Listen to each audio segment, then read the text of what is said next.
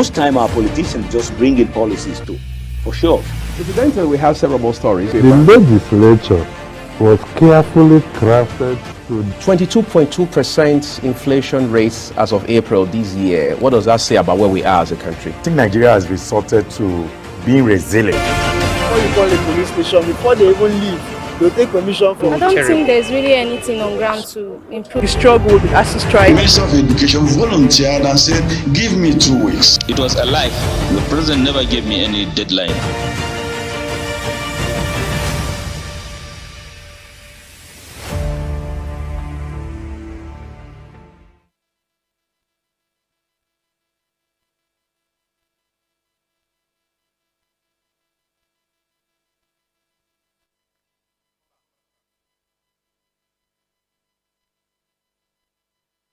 A very good morning to you, everyone. Thank you for staying with us here on Global Television. It's a Monday, of course, the start of the work week. As we know, we're so grateful that you're making it a priority to join us here on a Global Morning.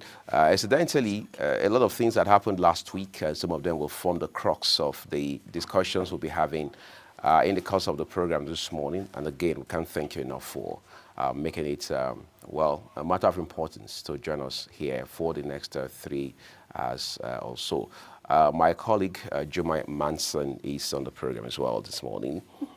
How you doing, Uyi? How are you doing today? Staying robust like $1,000,000. Okay. Oh, wow. You know that actually rhymes, right? Robust like $1,000,000. I'm into creative art. I didn't tell you. That's me bragging. That's you bragging. Right. All right. Good morning to each and every one of you out there. It's Global Morning on a beautiful Monday morning. The weather is amazing. It's beautiful. It rained throughout the night. I don't know if it rained in your part. Just a little. Abuja, but it was pretty cool.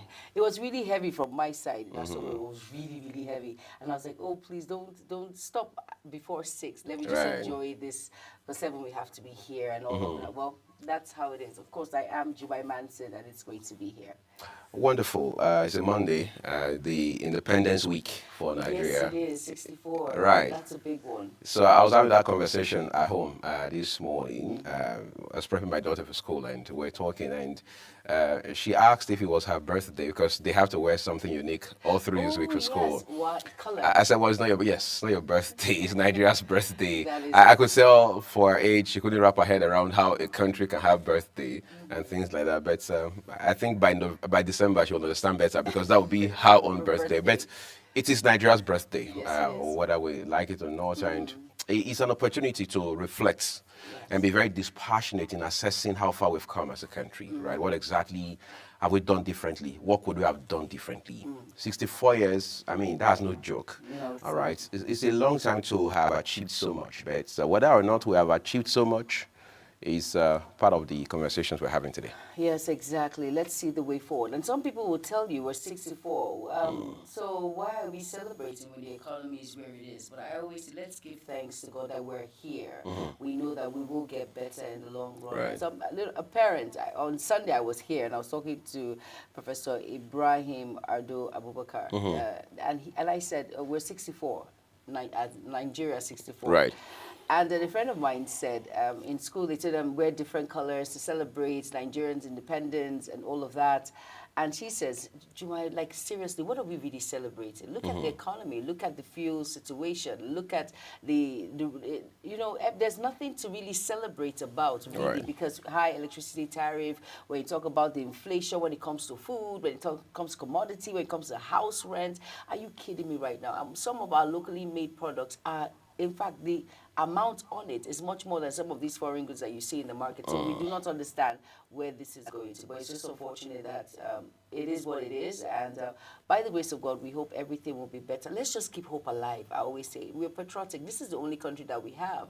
We cannot run away from this country. This is where when you travel outside the shores of Nigeria, the independence in which you have here, you'll be shocked that in other countries you cannot get away with half of the things. Most foreigners get away with some things here that they do. They get away with it. But if you try that in other countries, you cannot. So the liberty and freedom which we have, we should actually embrace that and be thankful that we're where we are, and hopefully with the right things in place, right things in check, things will get better.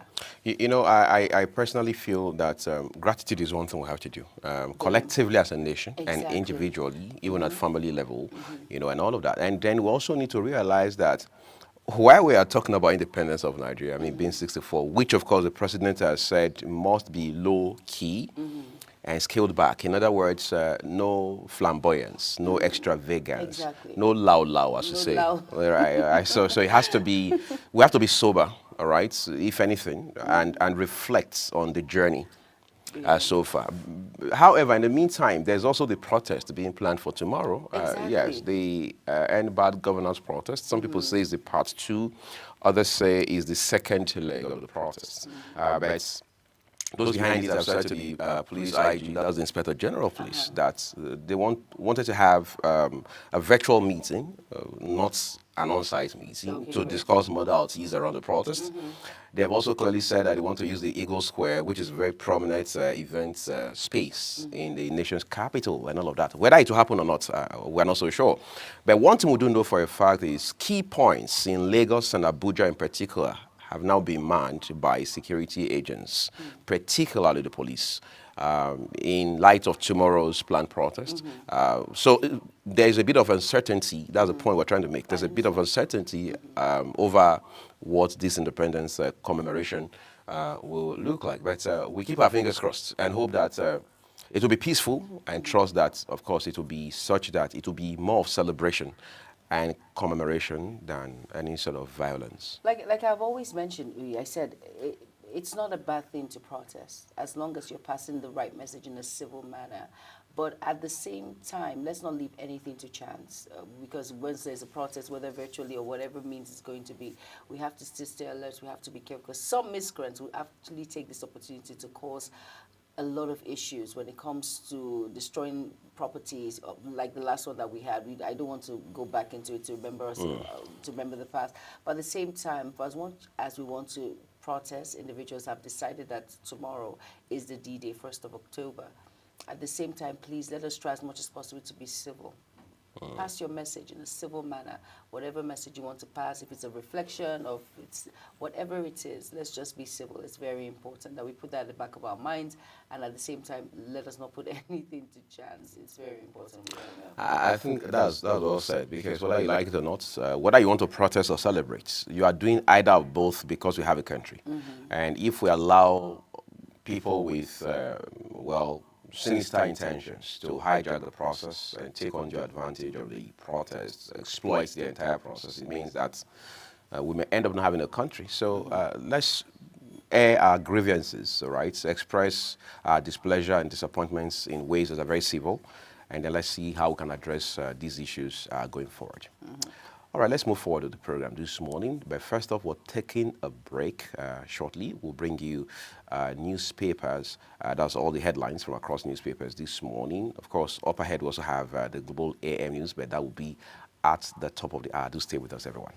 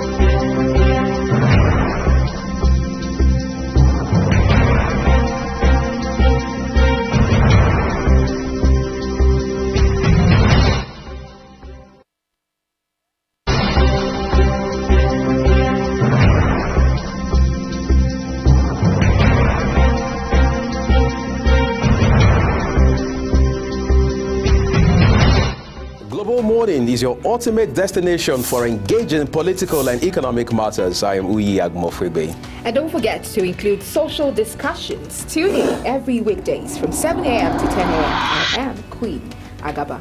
For insightful breakfast ideas, business summaries, sports highlights, international and local news perspective, I am Anthony Momodu. Don't miss the in-depth analysis of current and political issues by the Global Morning team and experts. I am Jumai Manson. Catch Global Morning here on Global Television. Get in on the action. I am Edikan Michael. We are the Global Morning team.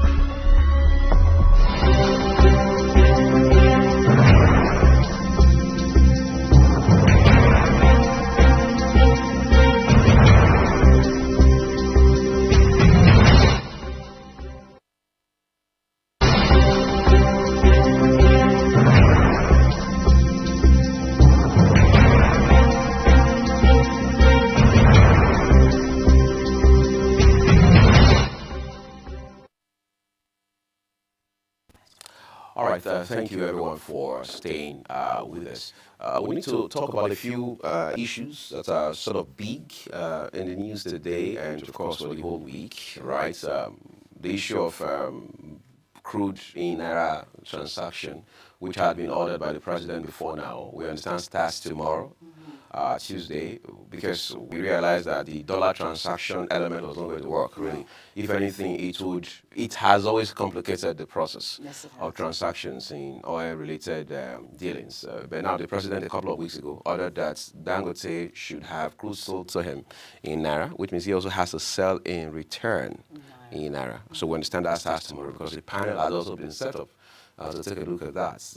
A lot of presidents have argued. I get to talk to people a lot about these issues, and they say, look, if we had allowed the Dangote refinery to take off and run smoothly from the very start, we won't be where we are today with regards to petrol price, availability of the product, and what have you. But then it is what it is now. We're here, and all we have to talk about is how to find a solution rather than whine and complain and pass blames, which many of us are very good at. So let's just find a solution and move on with our lives. And hopefully that's what we're doing. And we'll keep an eye out on that development to see how it begins tomorrow. We also understand that at least 17 states now have set up a minimum wage implementation committee. Of course, that's all in the light of the local government autonomy, because the governors now understand that the Supreme Court verdict is no joke. Therefore, you must streamline and realign your operations at the subnational level. So states and local governments are going to be divorced, so to speak, but in the overall interest of the people, because we must find a way to narrow governance down to the grassroots and ensure that development trickles down to the least person in society. And one way to do that is to ensure that there is autonomy for local government. But again, that won't happen in practical sense unless, of course, you have a way of ensuring that elections are conducted so that you have local government chairmen who are executive in the practical definition of the word and also have that latitude to provide governance within their own respective domains. And we understand several governors, at least more than half, a dozen of them, are doing that already. Many local government elections have been conducted across this country in recent times. We have seen Imo, for example. All right, Edo had done this even long ago. We have seen Enugu and a few other states are coming up real soon. Ogun is up ahead as well. So from now till December, we're going to see many of them. And of course, that of Port Harcourt, which has become very controversial and chaotic.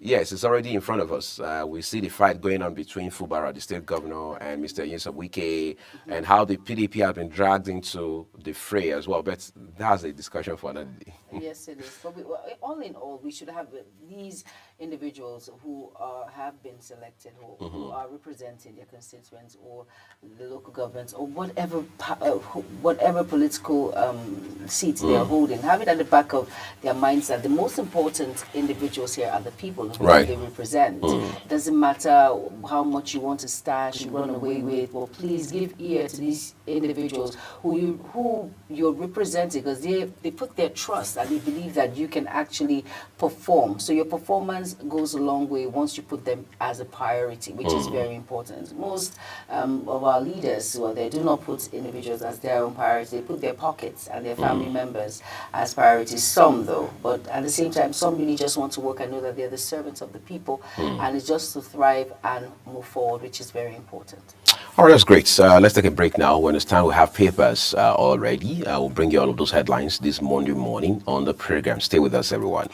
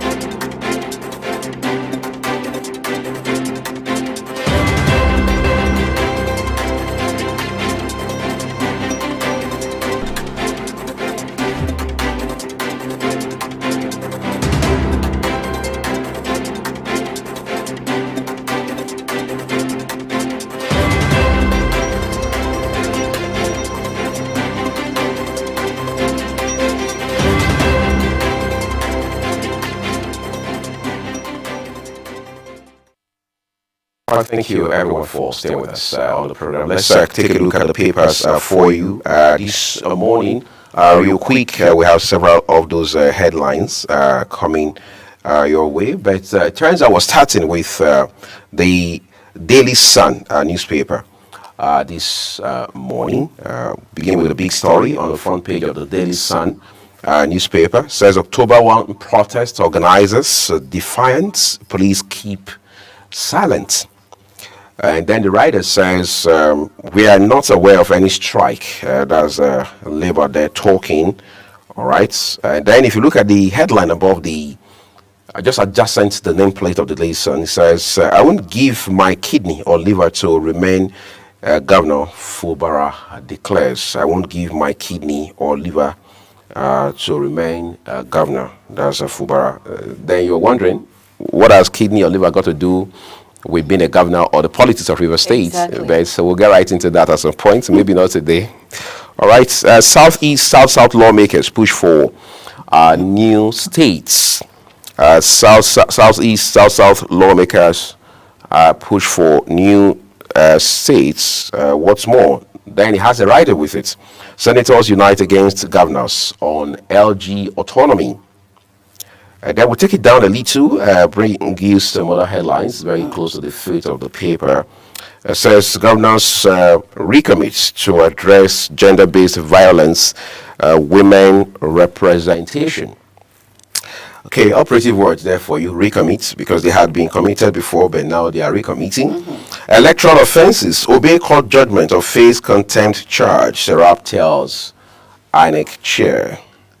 40% Nigerians now enjoy 20 hours supply, claims FG. 40% Nigerians now enjoy 20 hours power supply, claims FG. You know, when the Minister of Power, Chief Adelabu, said this in the course of the week, that was, a lot of persons had raised their eyebrows to say, look, I don't enjoy more than 6 hours in my area. And the 6 hours is not even straight and uninterrupted supply, it is staggered, or what they say cumulative. So you probably get 3 hours in the morning and 3 hours at night. So you put it together, you have 6. So we do not enjoy 20 hours. But again, in fairness to the power distributors, there are areas or there are parts of this country where you have 20 hours. And those are the people you call Band A consumers, right?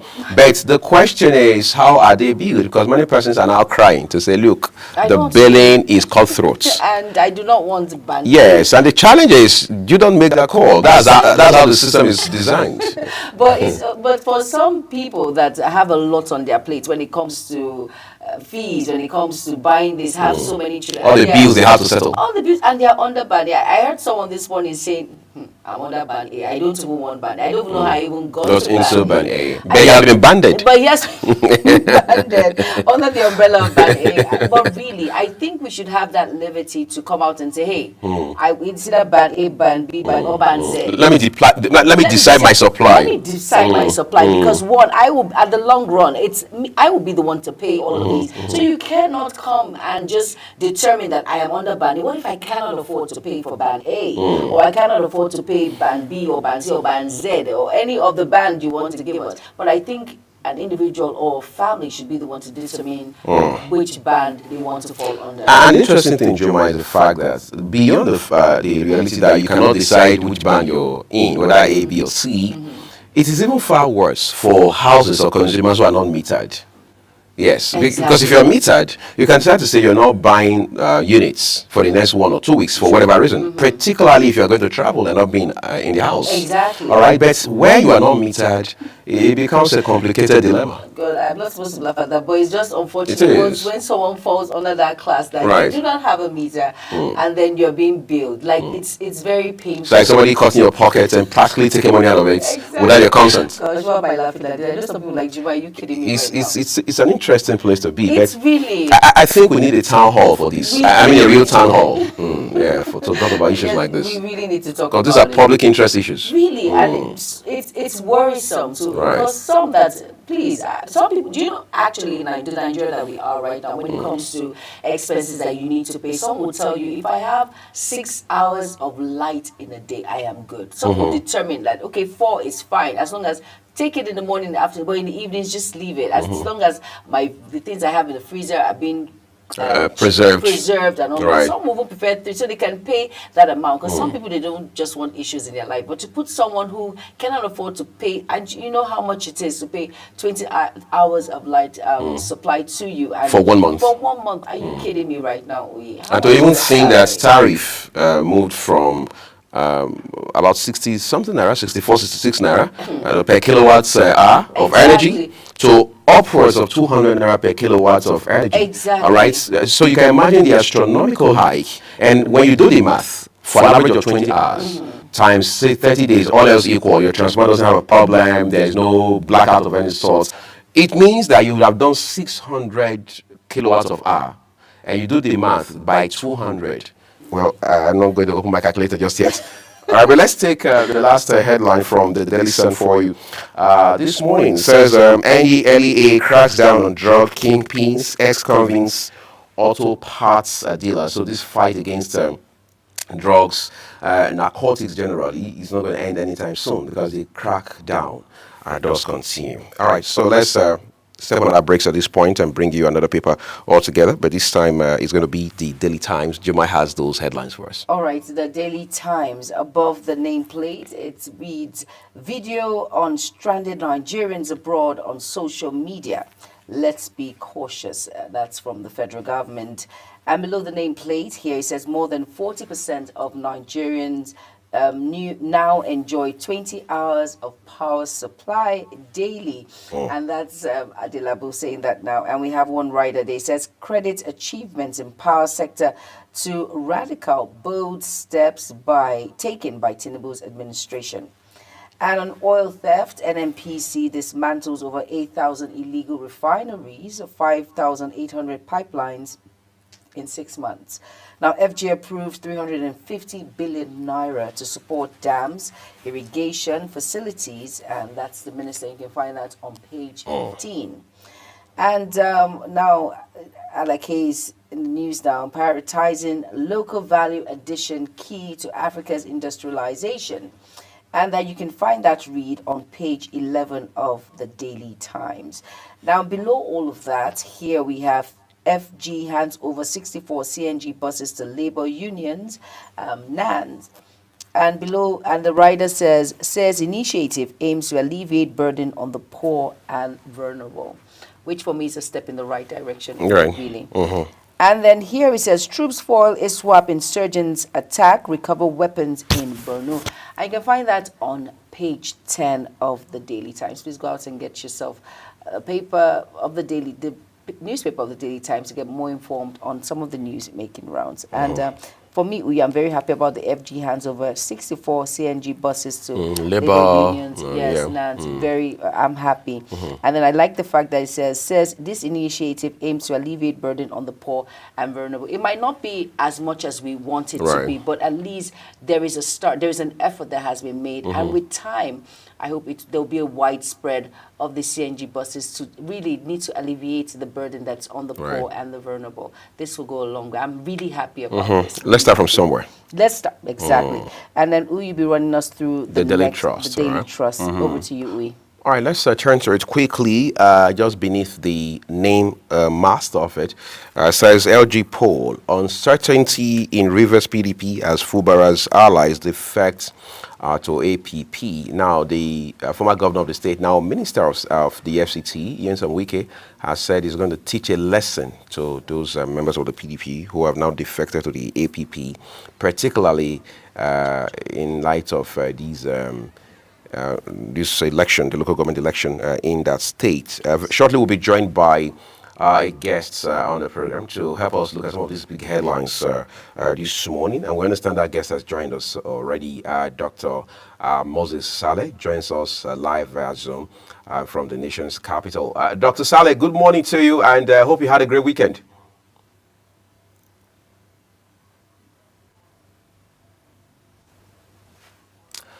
All right, sir. Let's hope you're hearing us. All right. So Dr. Saleh, I'm not so sure if you've seen the papers this morning, But let's begin with some of the stories we are seeing now. Minister of Power saying that at least 40% of Nigerians, or if you like, power consumers, now enjoy a minimum of 20 hours of power or energy supply per day. How would you react to that as a Nigerian who also relies on the national grid for the most part?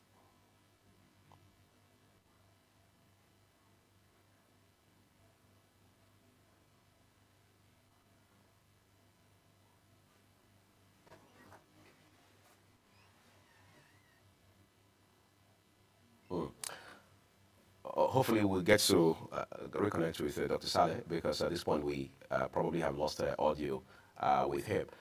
But let's just take a look at other headlines for you from the Daily Trust newspaper.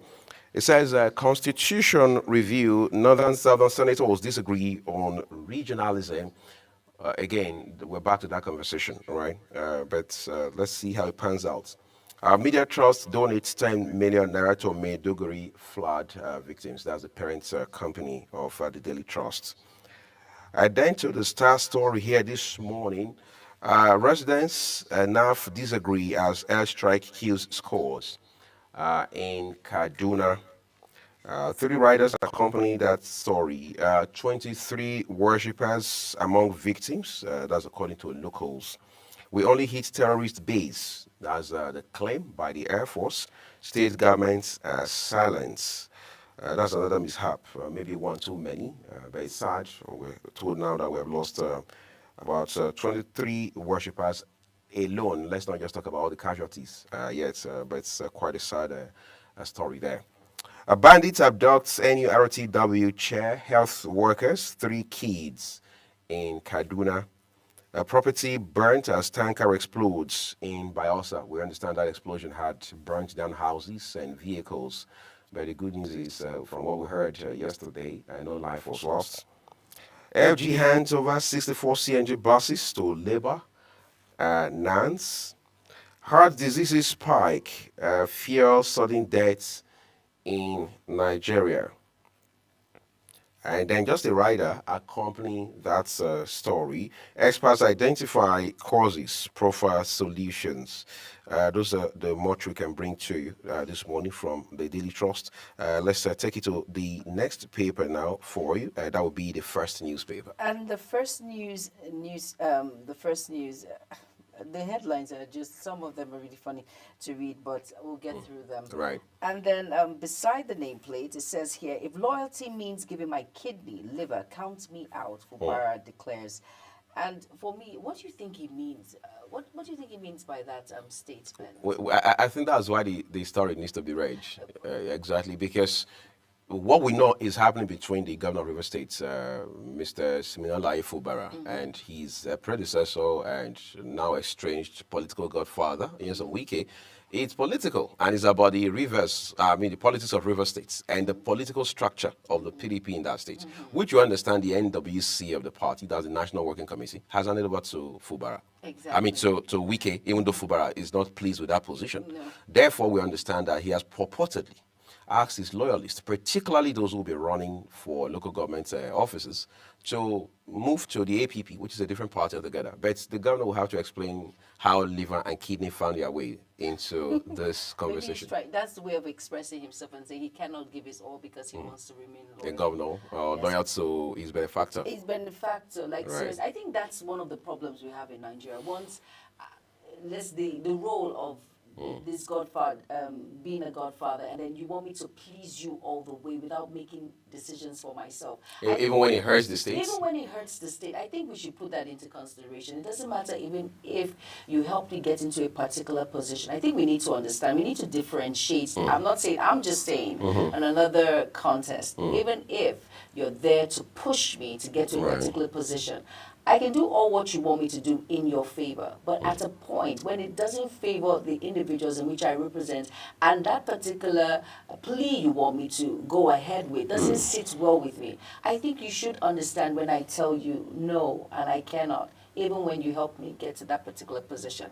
I think that's a problem that most godfathers do not seem to understand, that once you place someone in a particular position, you want to be the one to give and take all the credit or make decisions. Right. I don't think it's I'm trying to hold my horses, as I say, on Please this hold issue your of horses. Wike and Exactly. and But at the same time- and Fubara. But you see, the thing is this, like you said, I mean, rightly so.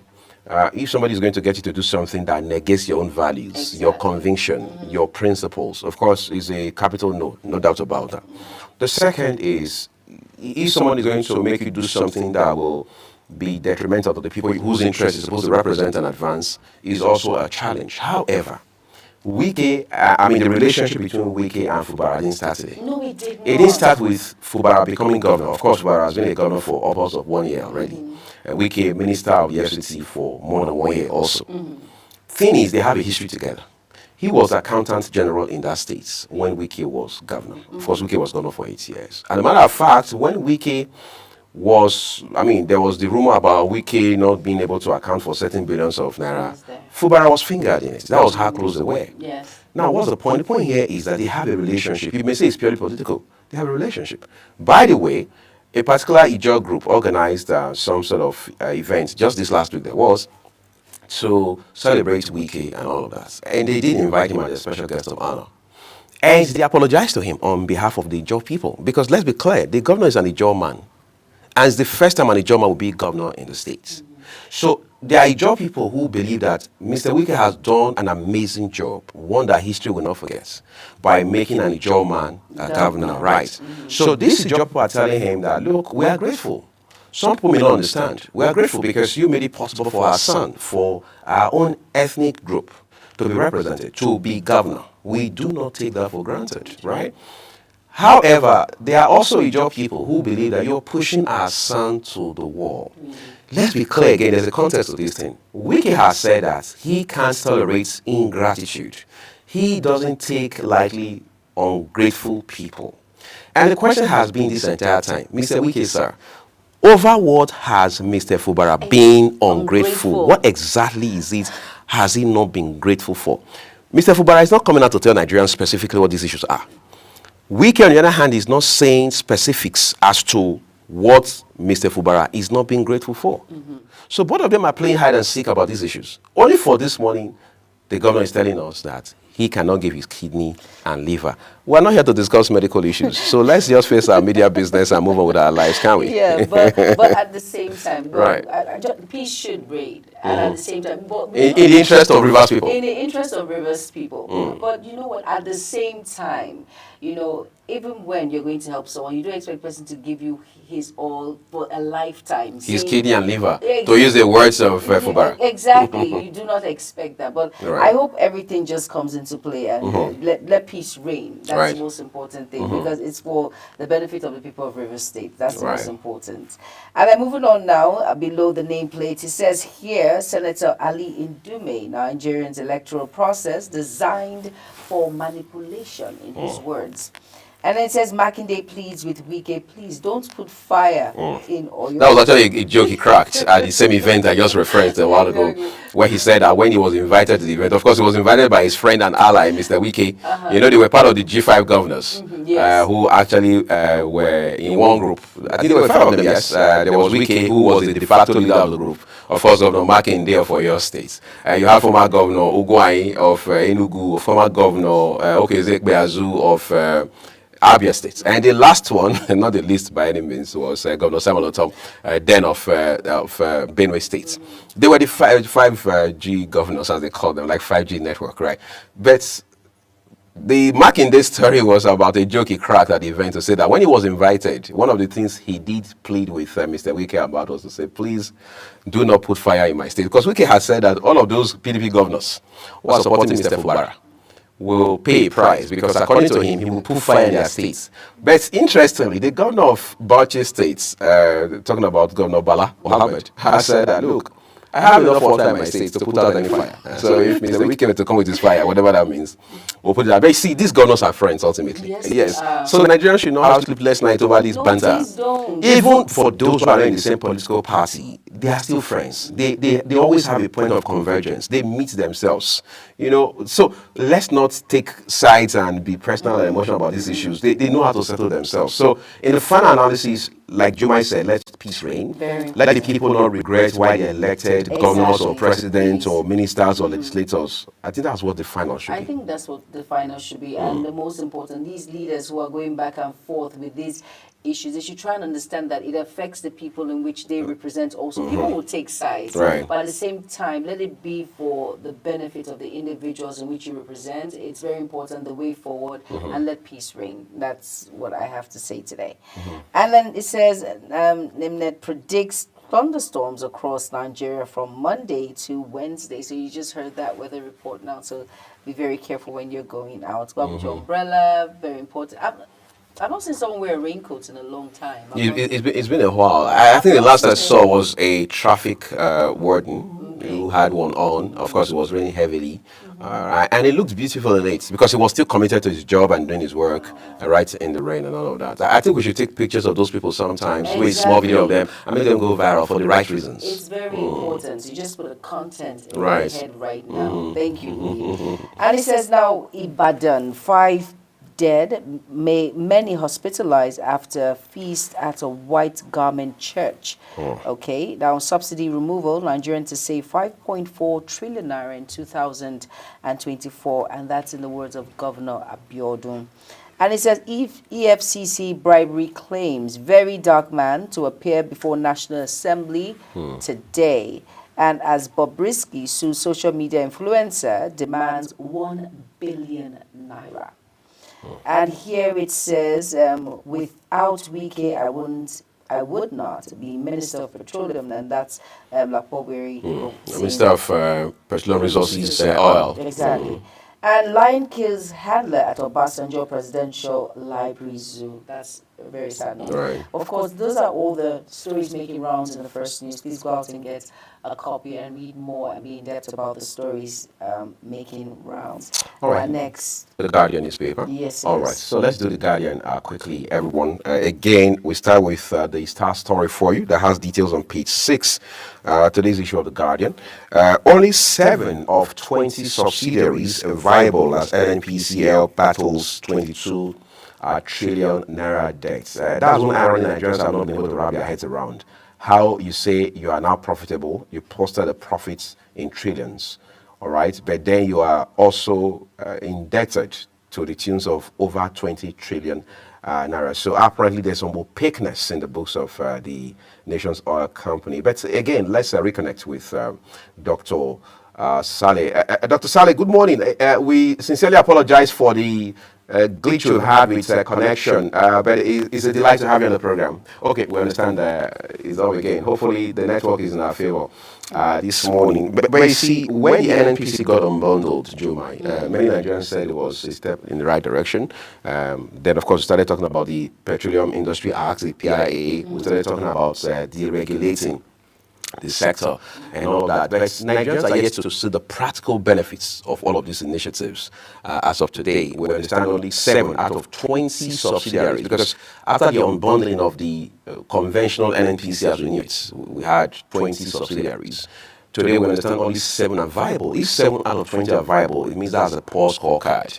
It also raises the question of why the other 13 aren't viable, but it's a technical, very complicated conversation to have. But find details for yourself on page 6 of the Guardian newspaper. Again, as is always the case, the Guardian has done very beautiful work with infographics on the front page. That will give you very brilliant insights to the story.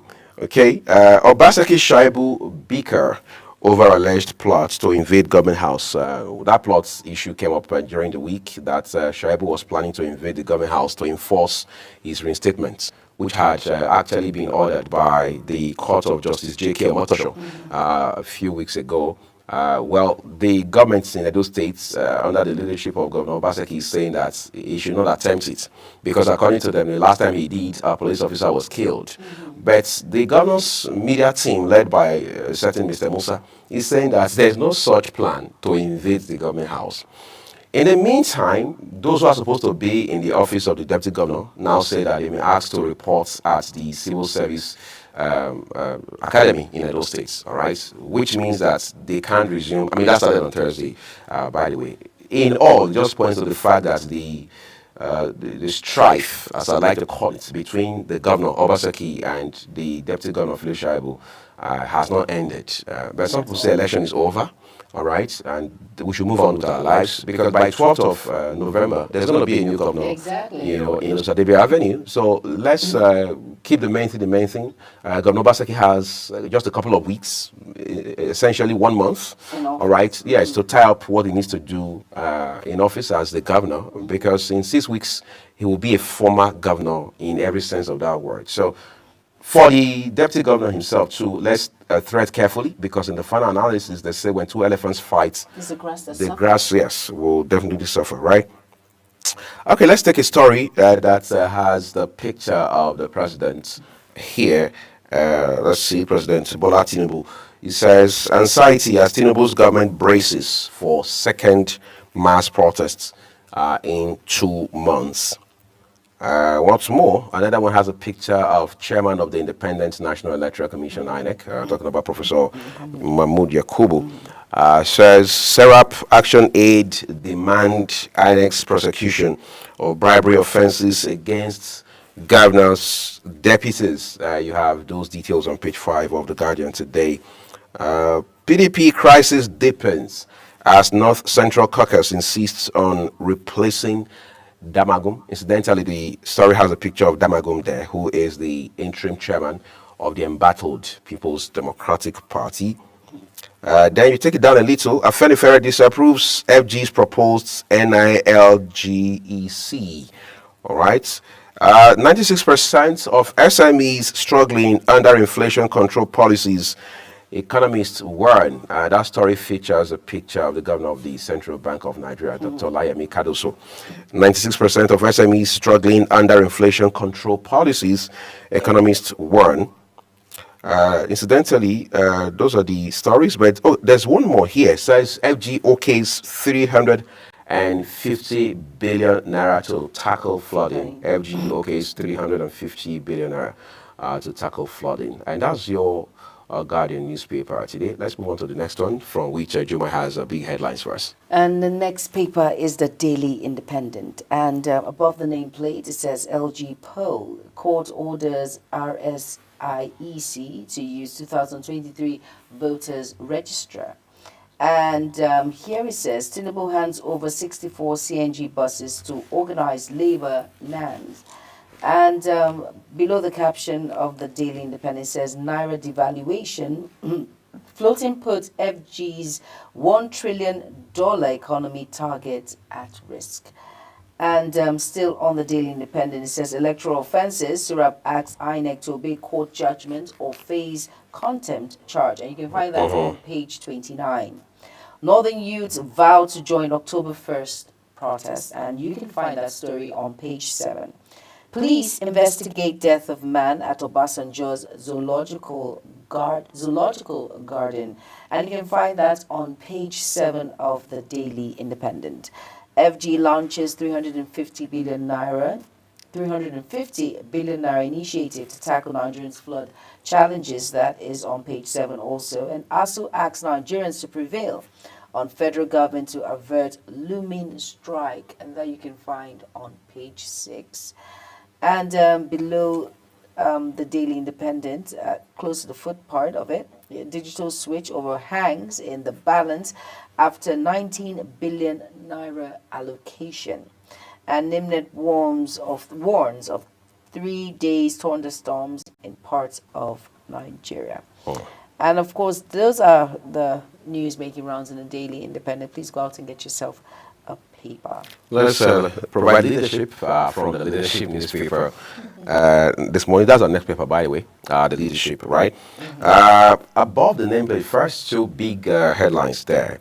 One with a picture of the newly sworn in Chief Justice of Nigeria, Justice Kekere Ekun, says that lawyers unveil AI tool for legal practice. That's a great step for the legal space in this country. Again, another story, top right corner with a picture of Dr. Olayemi Kadoso, the governor of the Central Bank of Nigeria there. It reads, ways and means. Provide actual figures, experts tell CBN, all right?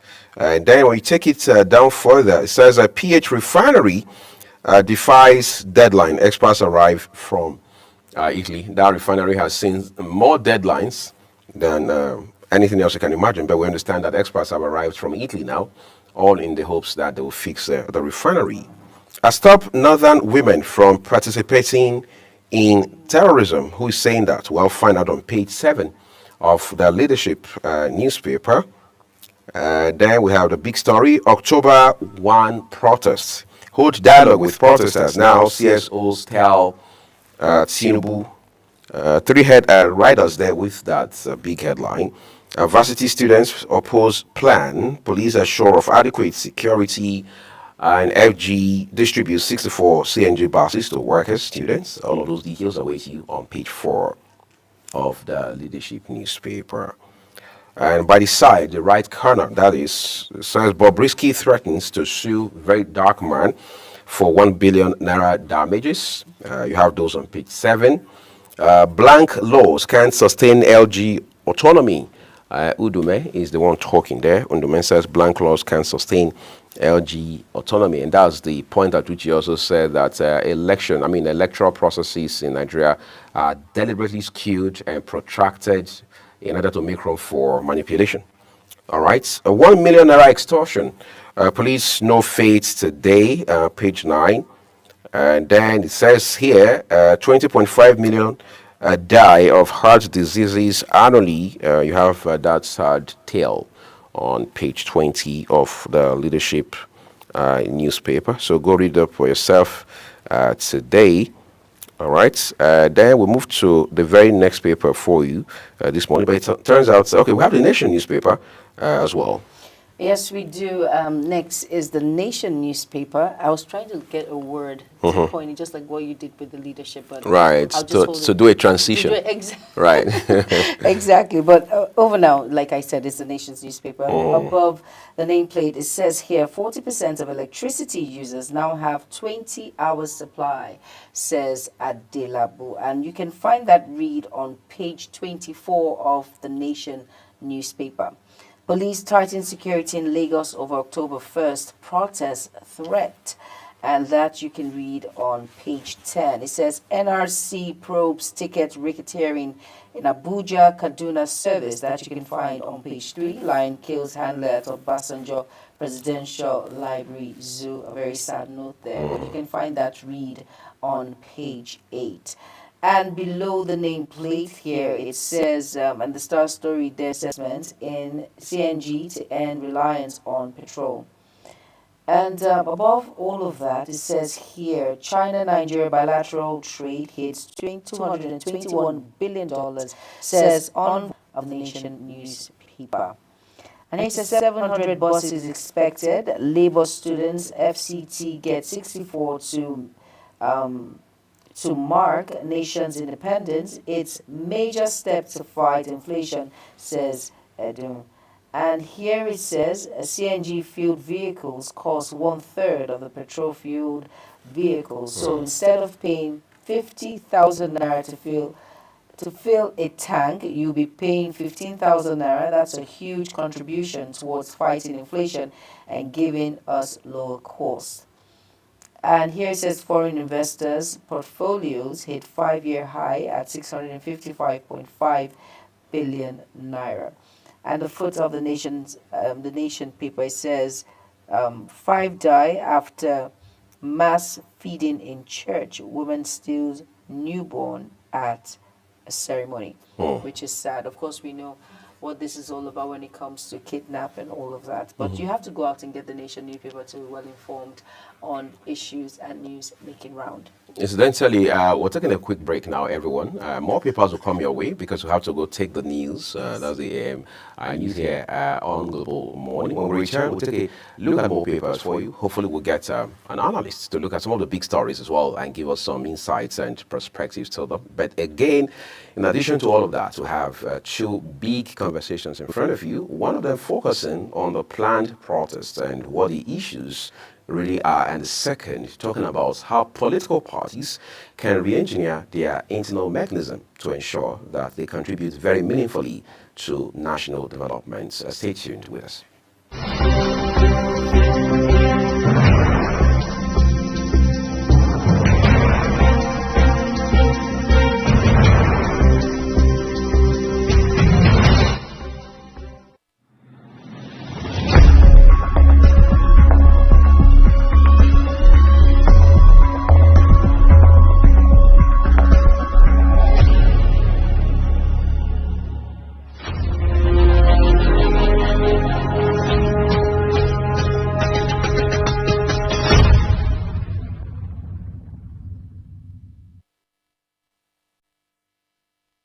Global Morning is your ultimate destination for engaging political and economic matters. I am Uyi Agmofwebe. And don't forget to include social discussions. Tune in every weekdays from 7 a.m. to 10 a.m. I am Queen Agaba. For insightful breakfast ideas, business summaries, sports highlights, international and local news perspective, I am Anthony Momodu. Don't miss the in-depth analysis of current and political issues by the Global Morning team and experts. I am Jumai Manson. Catch Global Morning here on Global Television. Getting on the action. I am Edikan Michael. We are the Global Morning team.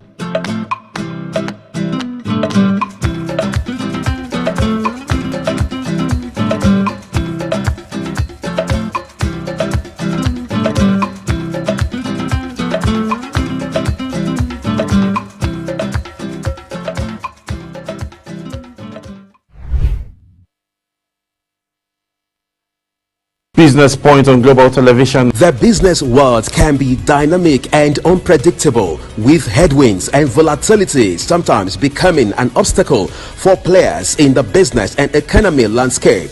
Watch Business Point on Global Television as Samuel Oji walks you through the twists, turns and curves in bonds, stocks and crucial market indices from a global standpoint. Watch Business Point weekdays on Global Television at 11 a.m. West African time. Business Point. This is business.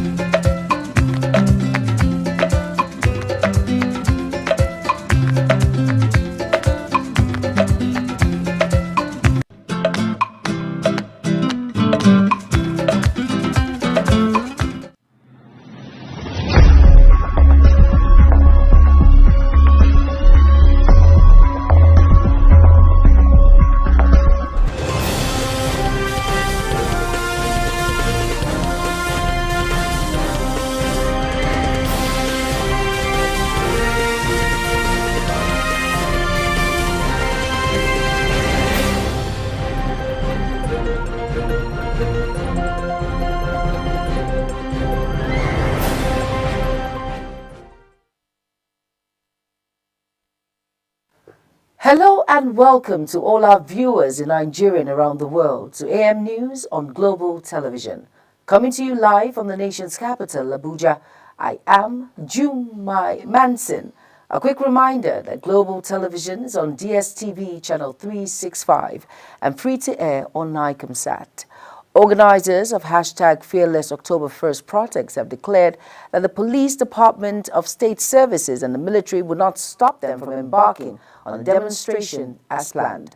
The organizers have also written to the Inspector General of Police, Kayode Egbetokun, to request security during the demonstration. Noting that the protest is a fundamental right, they would not submit to any state agent. The national coordinator of the Take It Back movement, Jowan Soloyowo, and director of mobilization of the group, Damilare Adenola, said mobilization efforts had begun, adding that Nigerians were mobilizing from different parts of the country for the protests. President Bola Tinubu has appointed Mr. Joseph Tegbe as the Director General and the Global Liaison for the Nigerian-China Strategic Partnership, following the agreement reaching during Tinubu's visit to China in early September 2024. This was disclosed in a statement released by the President's Special Advisor on Information and Strategy, Bayo Ononuga. The statement noted that Tegba, as Fellow of the Institute of Chartered Accountants of Nigeria and the Chartered Institute of Taxation of Nigeria, would immediately submit a strategic action plan to enable Nigeria to benefit from the agreement between the two countries in Beijing. Still on, President Bola Tinubu has submitted the names of 7 inaugural governing board members of the Northwest Development Commission to the Senate for confirmation. The presidency announced this in a statement signed by Tinubu's Special Advisor on Information and Strategy, Bayo Ononuga. The statement said this follows President Tinubu's signing of the Northwest Development Commission bill into law, marking a crucial milestone in the establishment of the commission. Now, in a move to enhance public safety and mitigate fire disasters in the Federal Capital Territory, FCT, the President Bola Ahmed Tinubu's administration, through the leadership of the FCT Minister Nyesom Wike, is set to launch an innovative fire emergency monitoring gateway in the territory. The development is due to incessant cases of fire incidents in Abuja, particularly in open markets, which have devastated properties and livelihoods. This was disclosed in a statement signed by the Chief Operating Officer of the Prime Alert Secure Limited, Mr. George Tiga, in Abuja. Nigeria is set to host key stakeholders from the economic community of West African states to address the security challenges hindering farming and agricultural production across the region. The Director General of ECOWAS Food and Cultural Festival, Felix Ahenori, revealed this. ECOWAS Food and Culture Festival is scheduled to take place in Uyo, Akwa Ibom State from 6 to 11 October 2024. Ihore stated that the festival will bring together key players from the food security sectors to propose solutions to the challenges affecting farming and agricultural production in Nigeria and other West African countries. Over now to Edo State government has alleged that reinstated Deputy Governor Philip Shaibu has perfected plans to invade the state government house on Monday to enforce his establishment. The state government noted that a stay of execution appeal would have been filed, challenging the earlier ruling by Justice James Omotosho of the Federal High Court in Abuja. A statement released by Special Advisor to Edo State Government, Kosom Osage, called on the Inspector General of Police, Olukayode Egbetoku, and all well-meaning Nigerians to disuse Shaibu from the alleged plot. The lawmaker representing Borno South Senatorial District in the National Assembly, Ali Ndume, has expressed concern over the high level of corruption in Nigeria, describing it as a significant challenge facing the nation. Ndume made this statement during an interactive session with journalists on major challenge in the country is corruption. To date, we have no law that can proactively or relatively address the issue of corruption. If you find someone within our system, especially in politics or government, who is not corrupt, it is because he is fortunate enough to be God-fearing. Otherwise, it is only in Nigeria that you can steal money, walk freely, and be celebrated. If you visit an area like this, people will start lobbying and prostrating before you, even when they know the money was stolen, in his words. The Socio-Economic Rights and Accountability Project have urged the chairman of the Independent Natural Electoral Commission, Professor Mahmoud Yakubu, to immediately enforce the court judgment ordering INEC to prosecute cases of bribery involving state governors, their deputies, and other electoral offenses committed during the 2023 general election. The statement released by SIRAP's Deputy Director, SIRAP, says the recurring cases of electoral bribery and violence make a mockery of Nigeria's electoral process and participatory democracy. The latest allegation of electoral offenses in Edo State show that INEC has learned little or nothing from the well-documented problems during the 2023 general elections. United Nations Children's Fund, UNICEF, has urged state governments in northern Nigeria to invest more in children to check child poverty in the region. UNICEF's social policy specialist in Kano Field Office, Mrs. Fatima Musa, made the call at a media dialogue in Zaria. She said Nigerians' Multidimensional Poverty Index, MPI, revealed that across the geopolitical zones in the country, the northeast and northwest have higher poverty ratio with 90% compared to the southeast and southwest with lower poverty, respectively.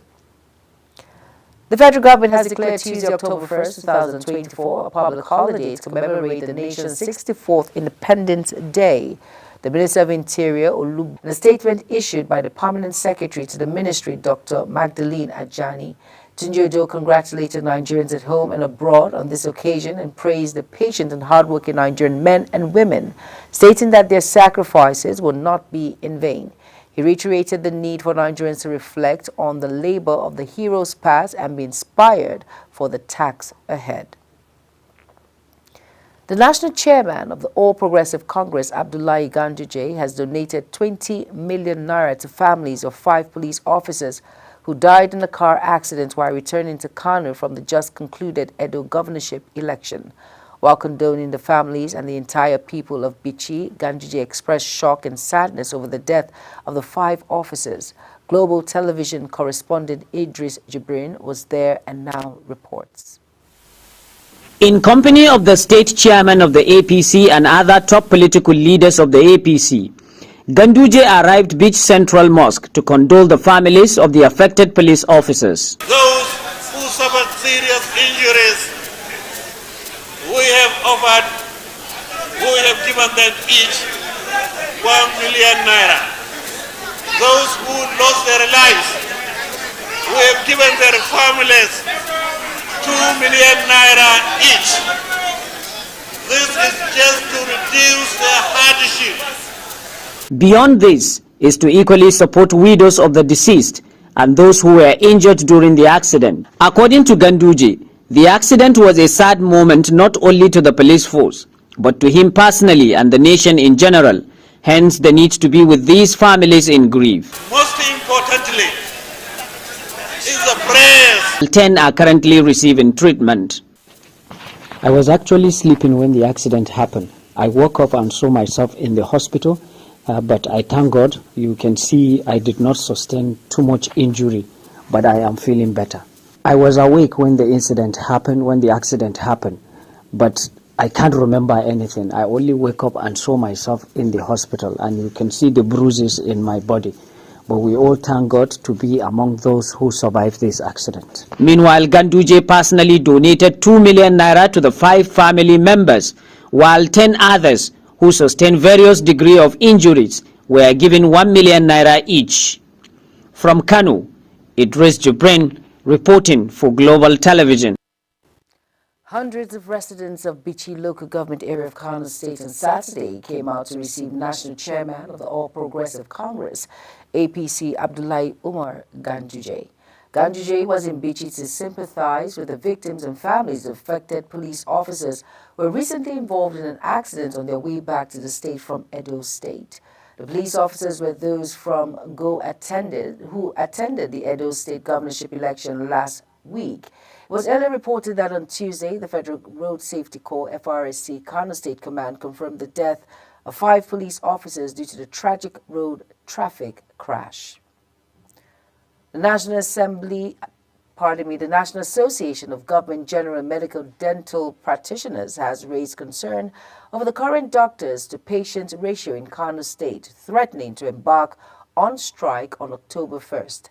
The secretary of the association in Kano, Dr. Anas Idris Hassan, made this known while addressing newsmen on the outcome of its meeting.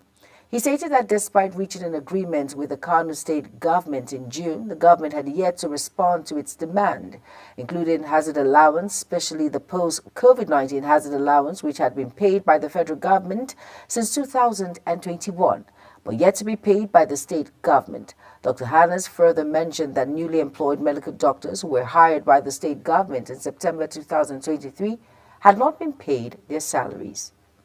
The Ogun State Police Command on Sunday confirmed that a 35-year-old zookeeper at Olusegun Obasanjo Presidential Library, Abeokuta Babajide Daule, was on Saturday killed by a lion.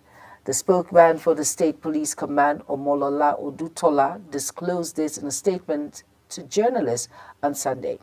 The Bauchi state-born lion handler was said to have forgotten to secure the locks and barricade the lion's enclosure before approaching the cage to feed the animal.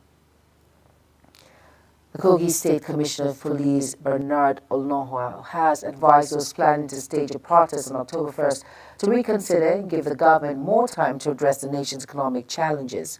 The Commissioner made the appeal during an engagement with executives of the Take It Back Movement Kogi State chapter at the command headquarters in Lokoja. A statement issued in the early hours of Sunday, September 29th by the Police Public Relations Officer Williams Aya stated the Commissioner of Police advised the group to reconsider their planned protest and give the government more time to fix the economy of our dear nation. The crisis rocking the People's Democratic Party in Benue State has deepened as the party stakeholders known as the G14 have informed the former governor of the state, Senator Gabriel Suswan, to resign his membership if he so desired. The G14 was formed in 2015 and comprises PDP elders in the 14 local government areas of the Tiv ethnic bloc in the state, with the former governor Gabriel Suswan being a co-chairman of the group. The former governor had, at a party stakeholder meeting held in Makodi within the week, announced that he had disbanded the group and promised to replace it with another group to be known as caucus members of the party, with his members to cut across the state. The decision of the former governor to disband the G14 may not be unconnected with the crisis of supremacy between him and his successor, Samuel Otom, over who controls the party in the state, which started during the World Congress. The Borno State Flood Relief Distribution Committee has initiated the verification process of over 70,000 victims affected by recent flooding in Lamati Ward within the Maiduguri Metropolis Council. The exercise is being conducted at Abubakar Ibn Garbi El Kanemi Primary School. This marks the second verification effort following the early assessment in Gwange 1, where Governor Babagana Zulum launched the distribution exercise. As part of the process, the names of those impacted have been publicly displayed at the district head's palace for verification and feedback. Engineer Ademola Kuti has hosted a joyous retirement celebration to mark the end of his illustrious tenure as the Director of Highways, where he was in charge of materials, geotechnics, and quality control in the Federal Ministry of Works. Sharon J. has details.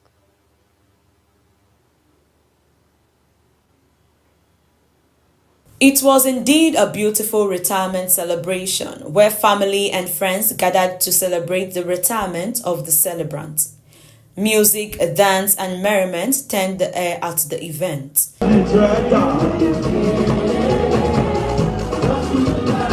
In his remarks, the celebrant, Engineer Adedamola Kuti, attributed his profession and career successes to God's faithfulness and grace.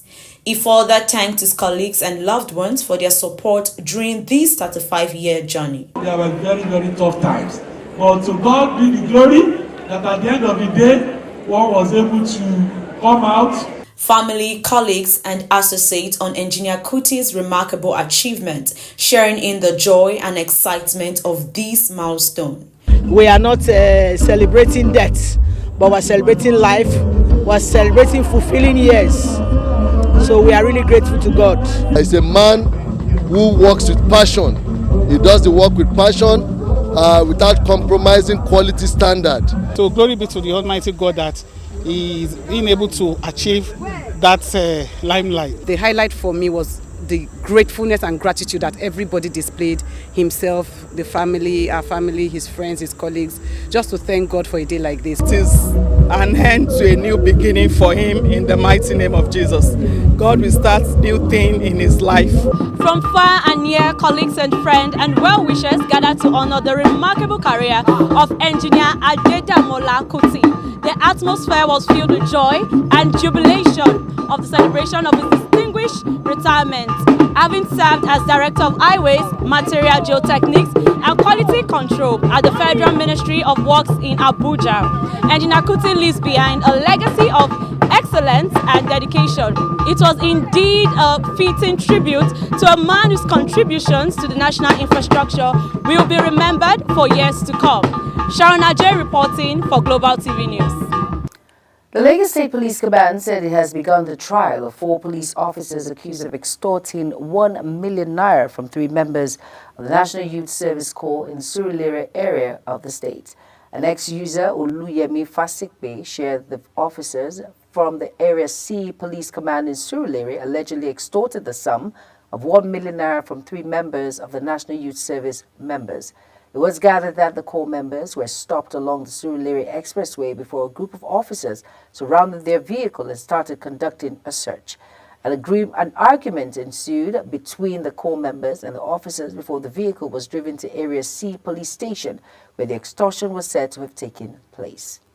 Kano State government indicated its commitment and willingness to strengthen a symbiotic relationship with India towards the socio-economic development of the state.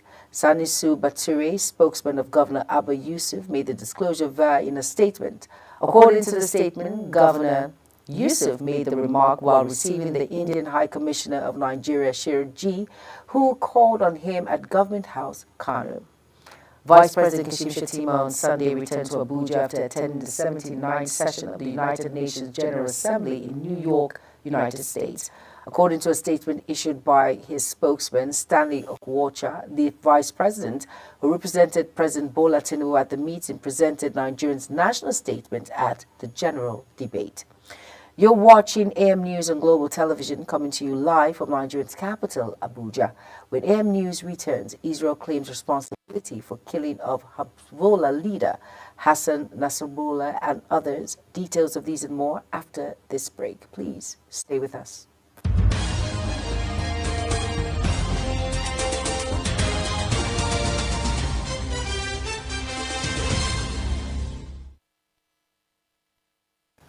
You're welcome back, and if you're just tuning in, this is Global Television, bringing you live broadcasts of AM News. Thank you for staying with us. The Nigerian Railway Corporation has announced plans to investigate allegations of ticket racketeering involving some officials of the Abuja-Kaduna train service. The corporation Deputy Director of Public Relations, Yakub Mahmood, disclosed this in a statement issued in Abuja. Mahmood revealed that some officials have been exploiting passengers' difficulties with the online booking platform to engage in ticket racketeering.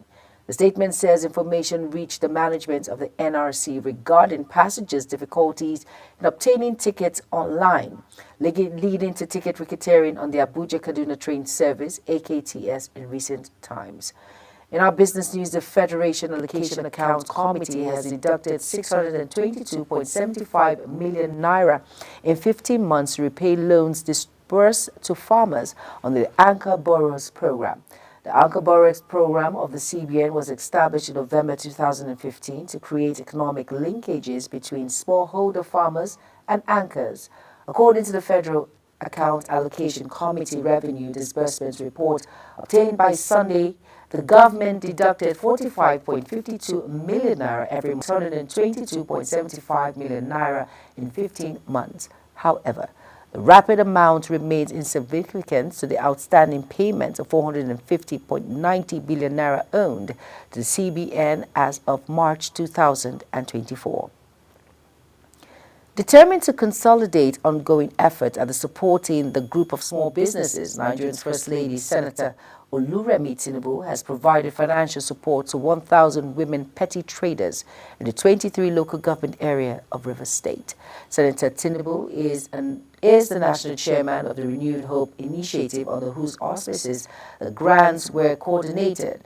Wife of the Rivers State Governor, Lady Valerie Fubara, who is also the coordinator of the Renewed Hope Initiative in the state, presented checks to 1,000 beneficiaries who received 50,000 naira each at the Banquet Hall of Government House in Port Harcourt. The Poultry Association of Nigeria, Lagos State, has recommended diversification and efficiency measures to address the sector's challenges which hamper food security and sustainability. PAMLANG Chairman Mujid Ayola called for collective action to safeguard the future of poultry farming during the association's conference held on Wednesday in Lagos. And themed Poultry Association of Nigeria, Lagos State on the pathway to food Association of Nigeria, Lagos State on the pathway to food security and sustainability. Ayola highlighted the significance of the poultry industry in protein production across West Africa and expressed concern over the recent setbacks the sector has faced, with many farms closing down due to the rising insecurity, climate change, and economic instability. The Nigerian Ports Authority has developed a port emissions inventory aimed at tracking and reducing greenhouse gas emissions across the country's port activities. The Managing Director of NPA, Abubakar Dansoho, commented on the development recently in Lagos at the 2024 World Maritime Day with the theme, Navigating the Future, Safety First. Dansoho, who was represented by the Executive Director of Engineering and Technical Services, Ibrahim Umar, warned that the growing international maritime global GHG emissions present an environmental and economic risks for Nigerians if not addressed. On our foreign news now, Pope Francis called for an immediate ceasefire in the matter of Lebanon and the wider Middle East on Saturday as he ended a 3-day visit to Beijing. He, in his words, I call on all parties to immediately cease fire in Lebanon, Gaza, the rest of Palestine, and Israel. The Argentinian Potaf 87 took an open-air mass in Brussels as Israel continued to target Hezbollah armed group in Lebanon. Israel's military said on Sunday its airstrike on Beirut that killed Hassan Nasrallah also eliminated another 20 Hezbollah members as the forces kept pounding Lebanon.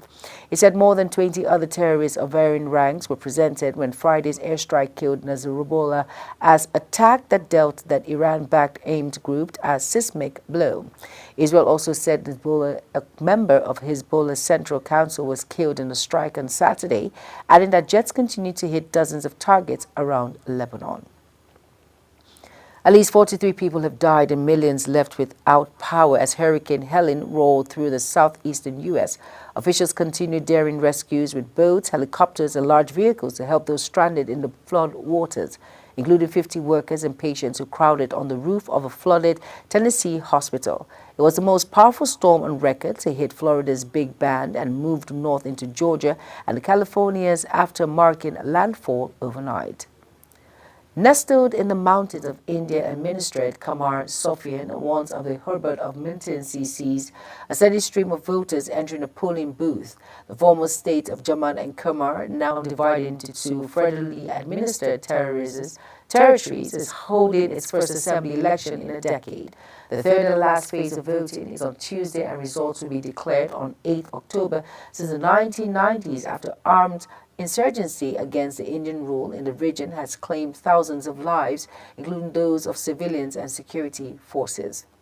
In sports now, Argentina's World Cup winning goalkeeper Emmanuel Martínez has been banned for 2 matches by FIFA for offensive behavior. The Argentina Football Association announced on Saturday the 32-year-old Aston Villa star was also found guilty of violating principles of fair play in the 2 separate episodes. Martinez was found to have violated FIFA's code of conduct when holding a replica of the Copa American trophy to his groin after the World Cup qualifier was over Chile on September 5th. It is not the first time Martinez has performed such an action, having also done it with a Golden Glove trophy for the first goal. Victor Osimhen finally opened his Galatasaray account, netting twice in a thrilling 3-3 draw against Kasımpaşa in Turkish Super League match day 7 features at the Rams Park. The reigning African Footballer of the Year had endured a 3 games goal drought since joining the Turkish Giants on the loan from Napoli earlier this month, but finally announced his arrival with a quick-fire double within the opening hour. As we end the AM News, let's take a quick look at our top stories again. President Tinubu has appointed Tegbe as Director General of China-Nigerian Strategic Partnership. In business, Nigerian Ports Authority has unveiled plans for port inventory to tackle emission challenge. And on the foreign scene, Pope has sued for ceasefire in Lebanon. And in sports, FIFA has placed a ban on Argentina goalkeeper Martinez. And that's it on AM News, and it came to you live from Nigeria's capital, Abuja. Remember, we're on DSTV channel 365 and Star Times channel 276 and free to air on Nicom site. Kindly follow us on all social media platforms by using the Global TV NG and the handles now showing on your screen. I am Jumai Manson. Thank you for watching. Good morning.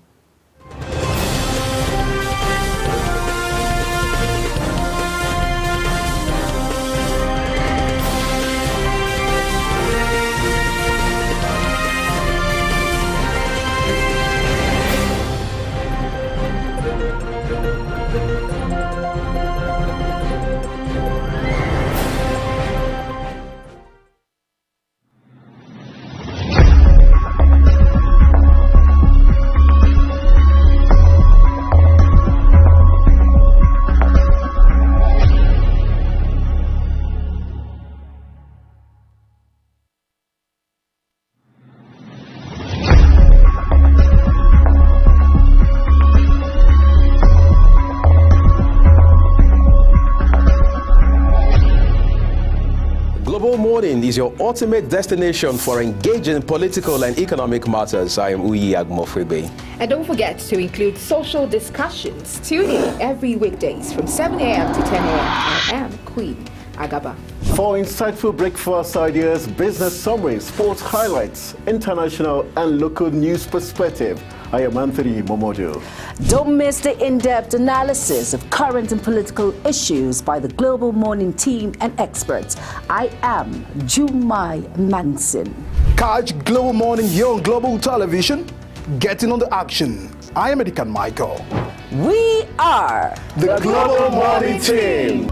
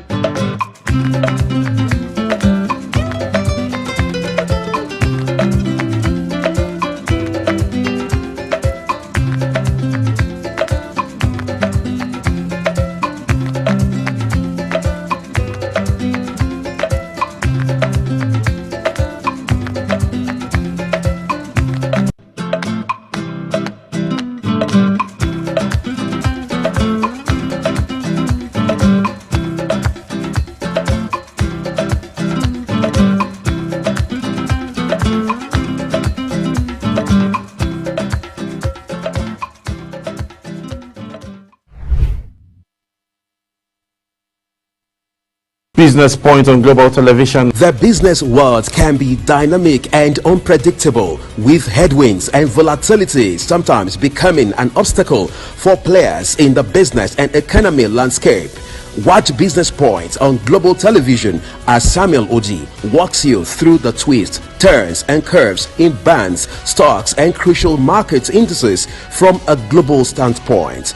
Watch Business Point weekdays on Global Television at 11 a.m. West African time. Business Point. This is business.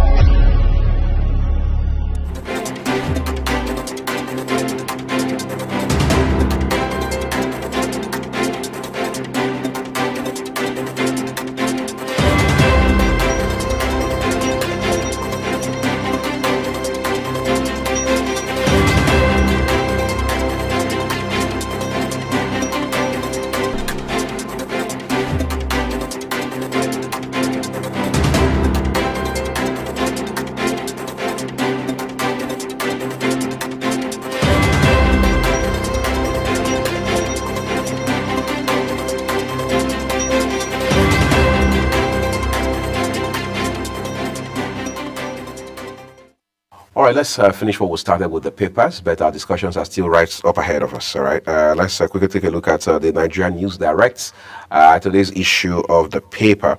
Above the nameplate first says tragedy as lion kills zookeeper in Abeokuta. That happened in Obasanjo Library Zoo.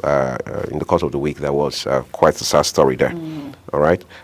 What's more, Nigeria's banking reserves skyrocketed to 26.8 trillion naira in aggressive CBN tightening. Alleged 15 million naira bribe. Bobrisky slams 1 billion naira defamation suits on video. That's very dark, man.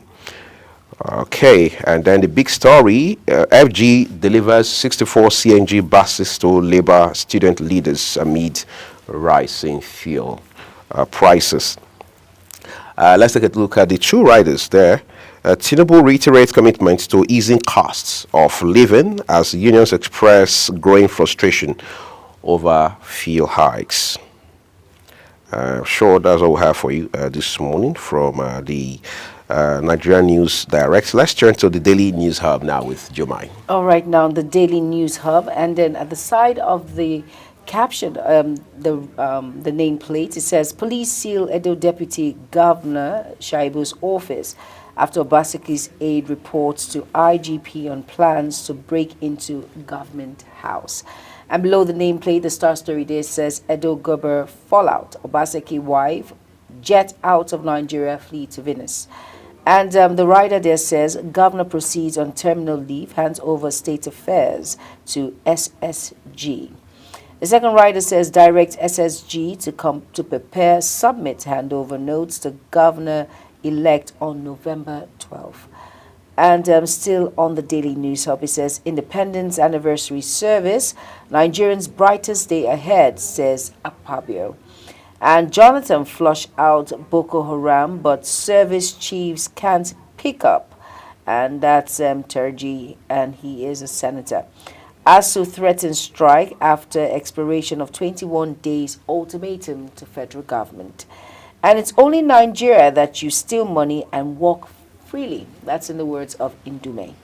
Alleged 15 million naira bribe. Bobrisky sues Very Dark Man for 1 billion naira. 5 worshippers dead after others hospitalized after feast at Ibadan Church. And here it says lion kills 35-year-old worker in Obasanjo Library Zoo.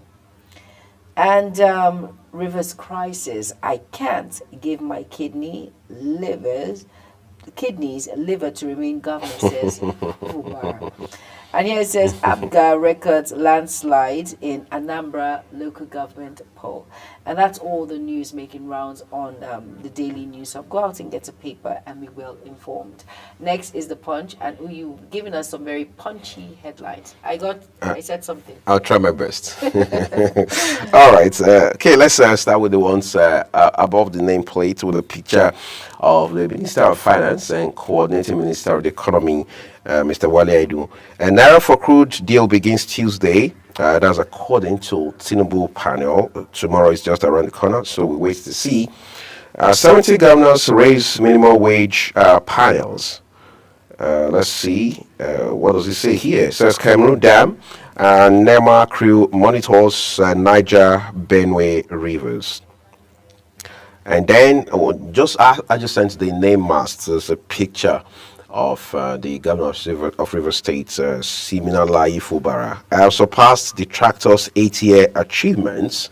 Okay, that's some veiled reference, obviously.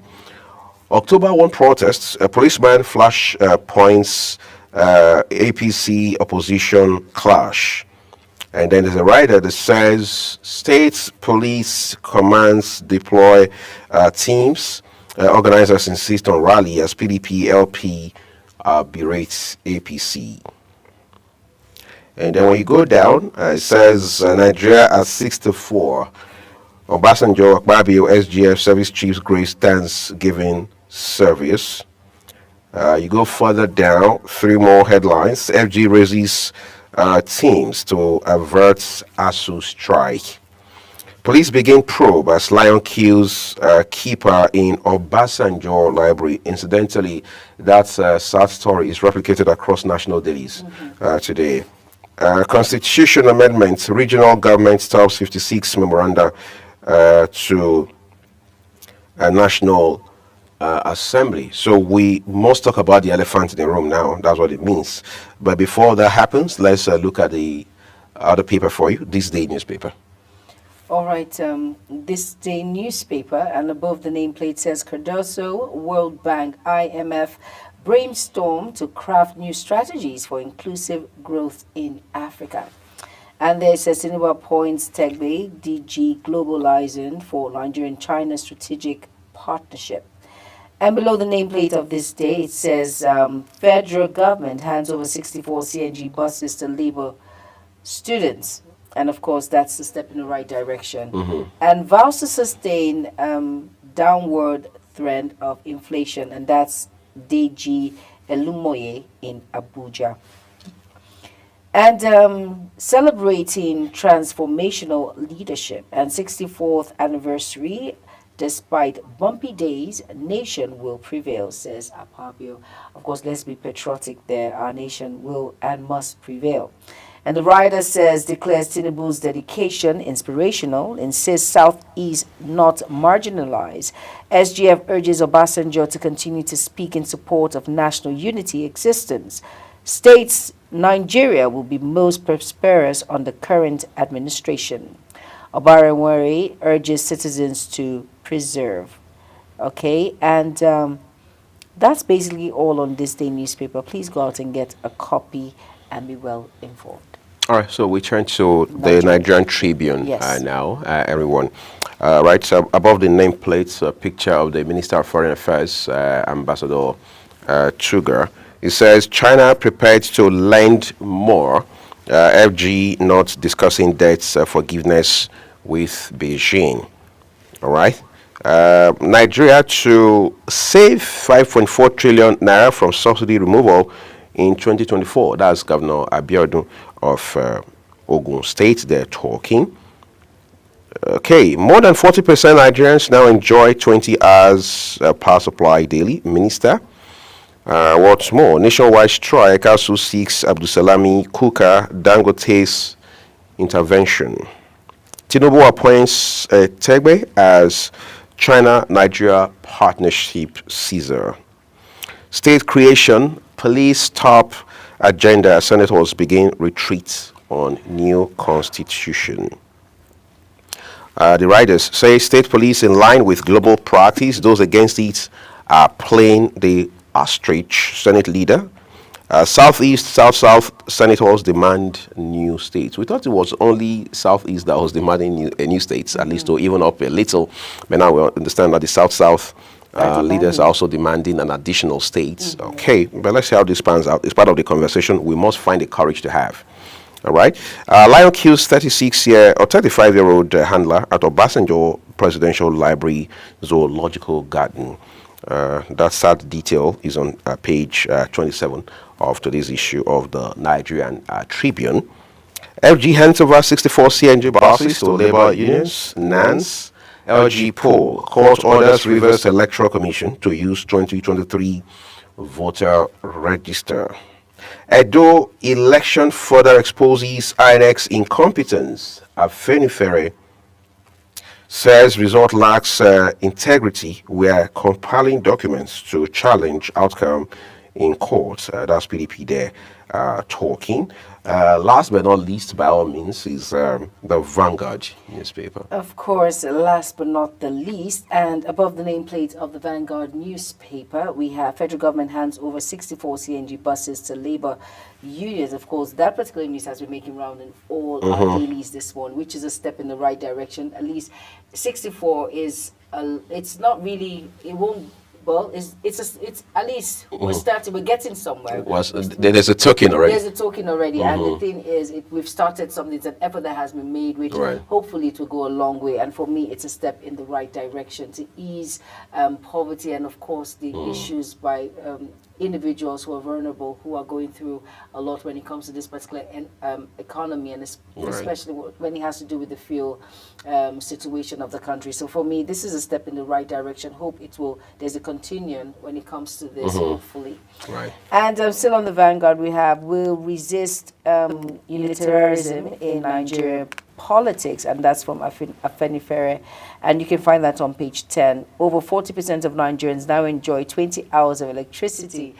That's from the Power Minister. And below that nameplate, October 1st, police deploy in states as organizers insist on protest. And the writers there says government failed to address protesters' demand, and that's from Deji Adeyonju. Hopes more detained protesters will be released today. Refrain from any acts of violence. That's from the federal government. Give federal government more time to fix economy. That's the Kogi police. Restriction of protests to 2 designated venues still stands. And that's from the LASG. And CP, Lagos meets organizers, assures on security. Professionalism. Jigawa police deploy men today. Don't join any protest. NAUS tells varsity students. And still on the Vanguard, here it says Labour accuses IOCs manning agents of exploiting port workers. Now, cement demand soars amidst price hikes, declining purchasing power. And the writer there says key players record 76.6% rise in revenue. Sales volume rises expected to reach 32.8 MMT by year end. And we effectively navigated headwinds. Dangote CEO will continue to grow despite low purchasing power. And here it says Lamferg CEO, growth driven by FG CAPEX, analysts, investors swoop on companies' shares. And still on the Vanguard, it says obey judgment on electoral offenses, or Nigeria could end insecurity in 1 year if that says Indume. And in sport for sports lovers, and you can find that on page 23, it says here Rivers United 2-0 Yimba NPFL. Finidi Rivers United overpower Yimba. And that's it on the Vanguard newspaper. Please go out and get yourself a copy to be well informed on the news. And that's a wrap on the newspaper review. Stay tuned. Our first discuss of the day continues on Global Morning. Do not go anywhere. The program continues shortly. Stay tuned.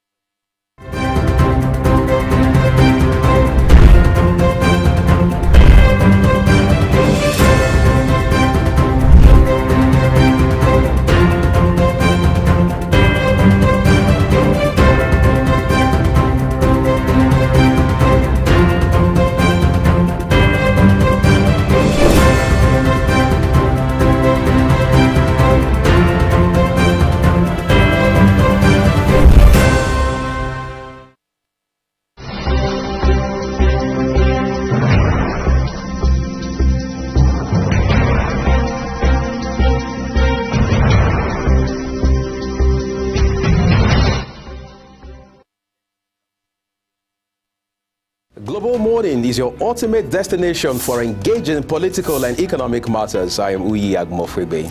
And don't forget to include social discussions. Tune in every weekdays from 7 a.m. to 10 a.m. I am Queen Agaba. For insightful breakfast ideas, business summaries, sports highlights, international and local news perspective, I am Anthony Momodu.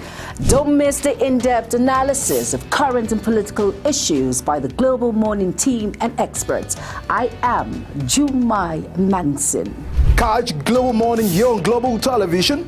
Getting on the action. I am Edikan Michael. We are the Global Morning team.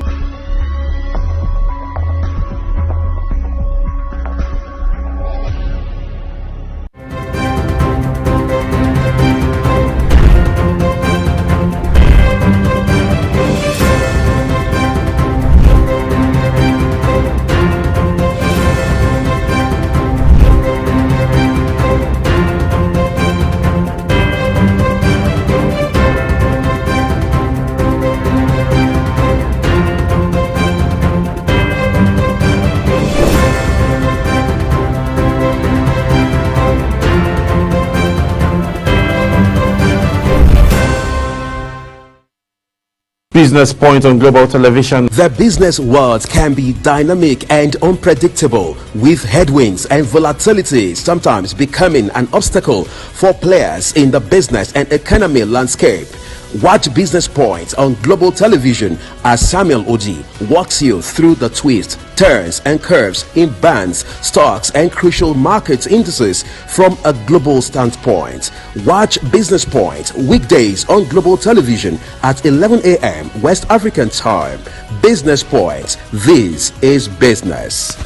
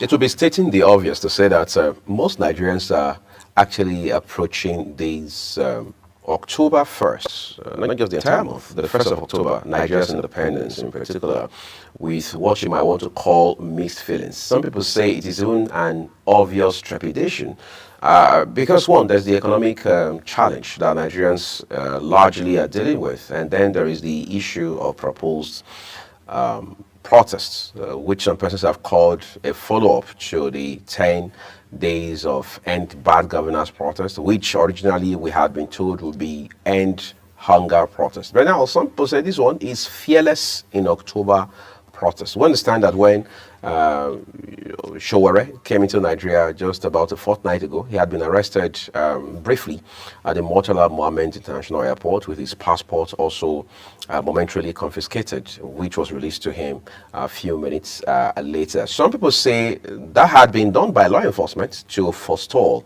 any possibility of him leading any kind of protests with regards to this October 1 demonstration. However, just in the course of the previous week, the organizers have reached out to the police hierarchy to say, we would like to have a meeting with the Inspector General of Police. However, we want it to be virtual, not on-site, not physical. Whether that meeting held or not is another conversation altogether. But one thing is very clear. Law enforcement agents are not taking chances this time. We understand as of this morning, even as of dinner time yesterday, we've seen policemen manning different points where people, the protesters, are likely going to converge and then take off with their protests. From inception, the conversation has been that people have the right within the framework of the law to demonstrate, to protest, to air their grievances.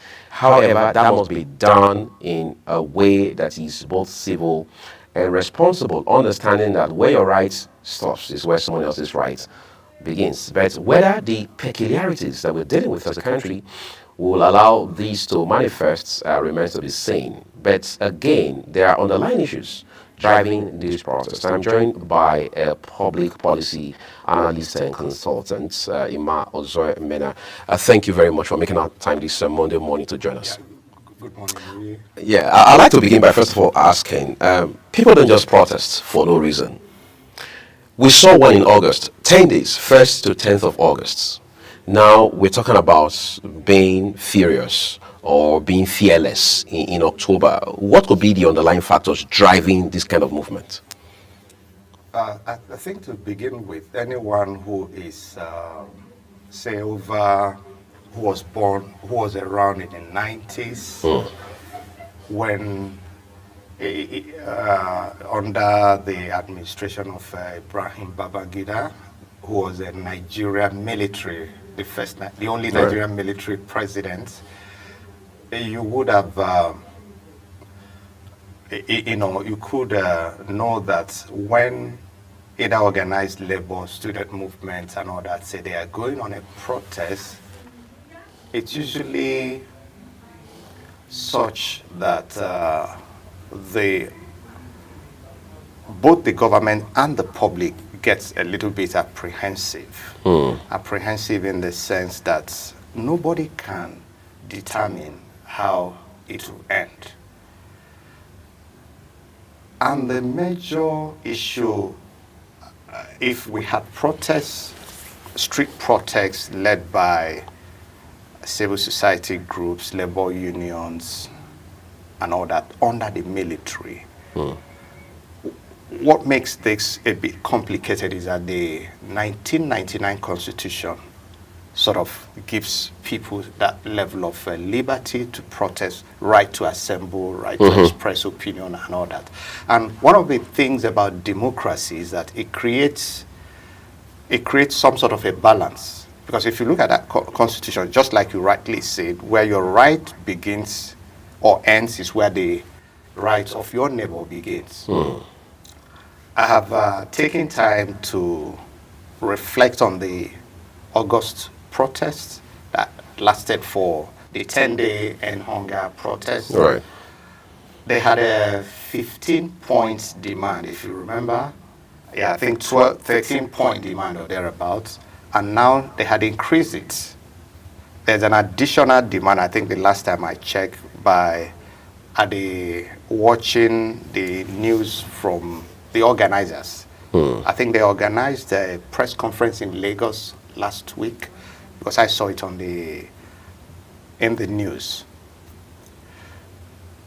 My issue is this: some of their demands are economic demands around reversing the subsidy, reversing the things around the economy, hunger and what have you. They also delved into the political issues, like asking for scrapping of a bicameral legislature, right, which I think is a constitutional issue. We have a constitutional amendment coming up. What I think the group should have done: prepare a memorandum, send it across to the Constitution Review Committee and say, please, this is our position. We think National Assembly having a bicameral legislature it's expensive. I mean, I argue your point. But again, why do we have bicameral legislature? I'm sure those chaps hadn't, the organizers have not reflected on it. Nigeria is a federation. And in a federation, one of the key intention of adopting a federation is because you have a diversity of people, of groups, ethnic groups and all that. So you need to create equity. So what you call Senate, it's based on the principle of equality of states. So Bayelsa has 18 local government area. Bayelsa is smaller than Kano, but all of them have 3 senators. Right. So it means a senator in Kano has more larger area as part of his constituency, unlike a senator in Bayelsa who might have just 3 local government area as his constituency. But House of Representatives, it's where you have representation by population. So that principle, we must understand it. So even if we say, oh, we have, perhaps what could happen, like in the US, they have 50 states, and they have two senators per state, reducing it. I mean, no matter your size, you have 2 senators. You have 2. It's equality of states. So what it does, it creates that representation that every state say, look, we are equal stakeholders in this Nigerian polity, despite our size as a smaller state. But at the House of Representatives, where you use population to delimit in delimitation of constituencies. So for me, I have issues with the organizers delving into these political issues that they do not understand. Because of the constitutional elements in it. The constitutional element, even if you think we should reduce the number of senators, but you can't scrap Senate if we are running a federation. Right.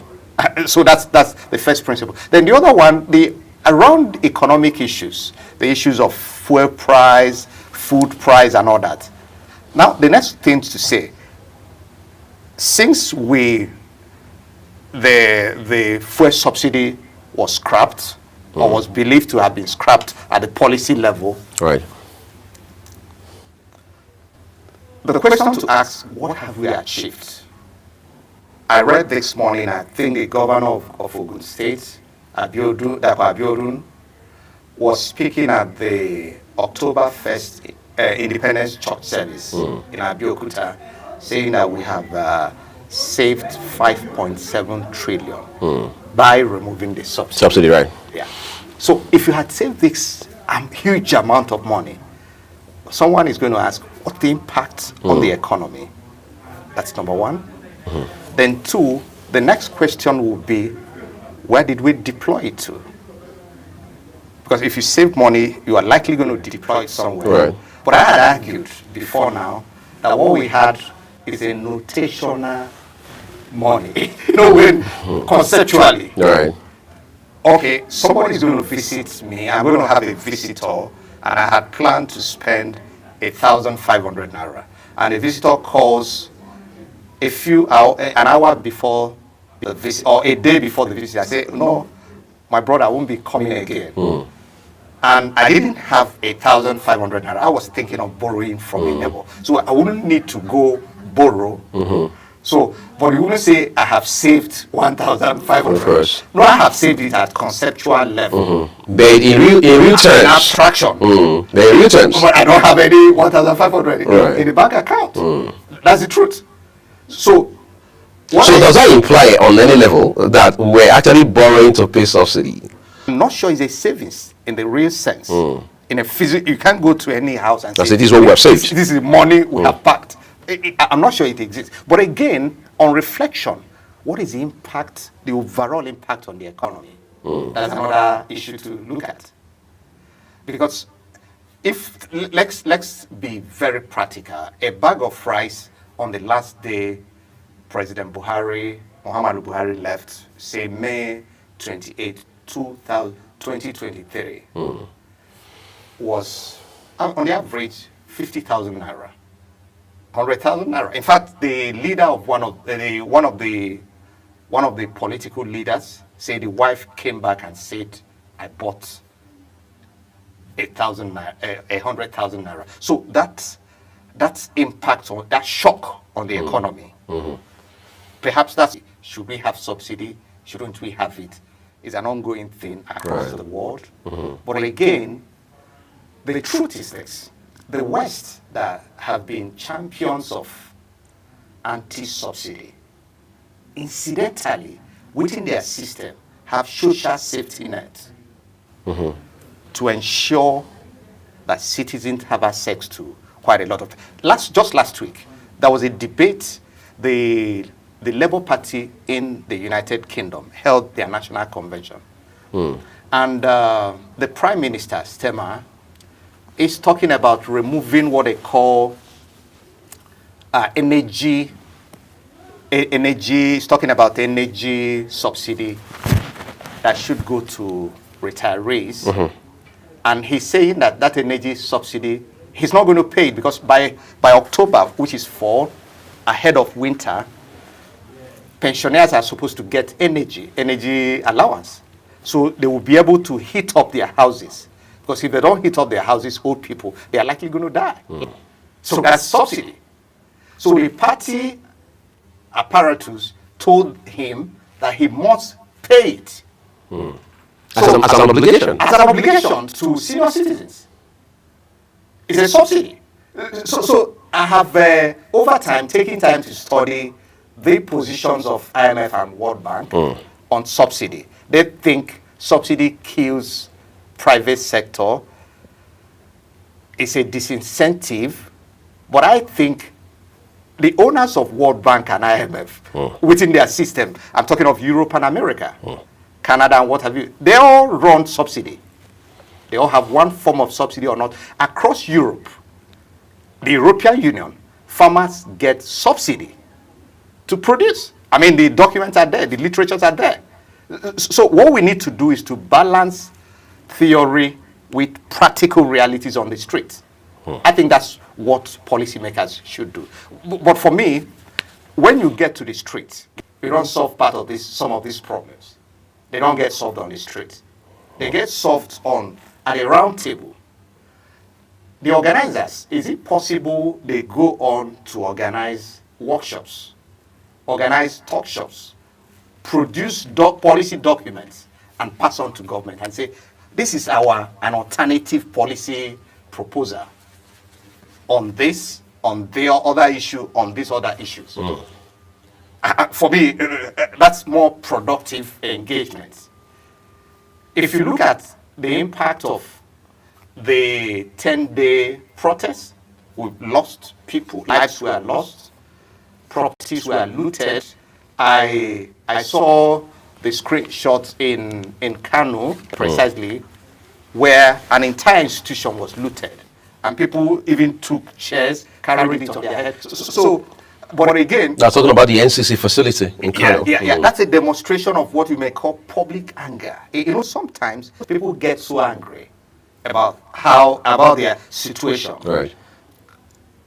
I don't know whether you could, in psychology, you could call it transferred aggression. Somebody hadn't eaten in the last 2 days, and he thinks his problem is every other person's problem. Or that because of the structure of the society. That's why he's hungry. That's why he's hungry. And that could lead to bigger issues.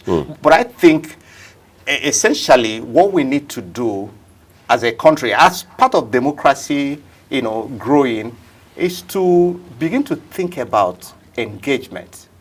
I'm talking about interrogating issues, being open to discussion, being open to look at alternative policy processes.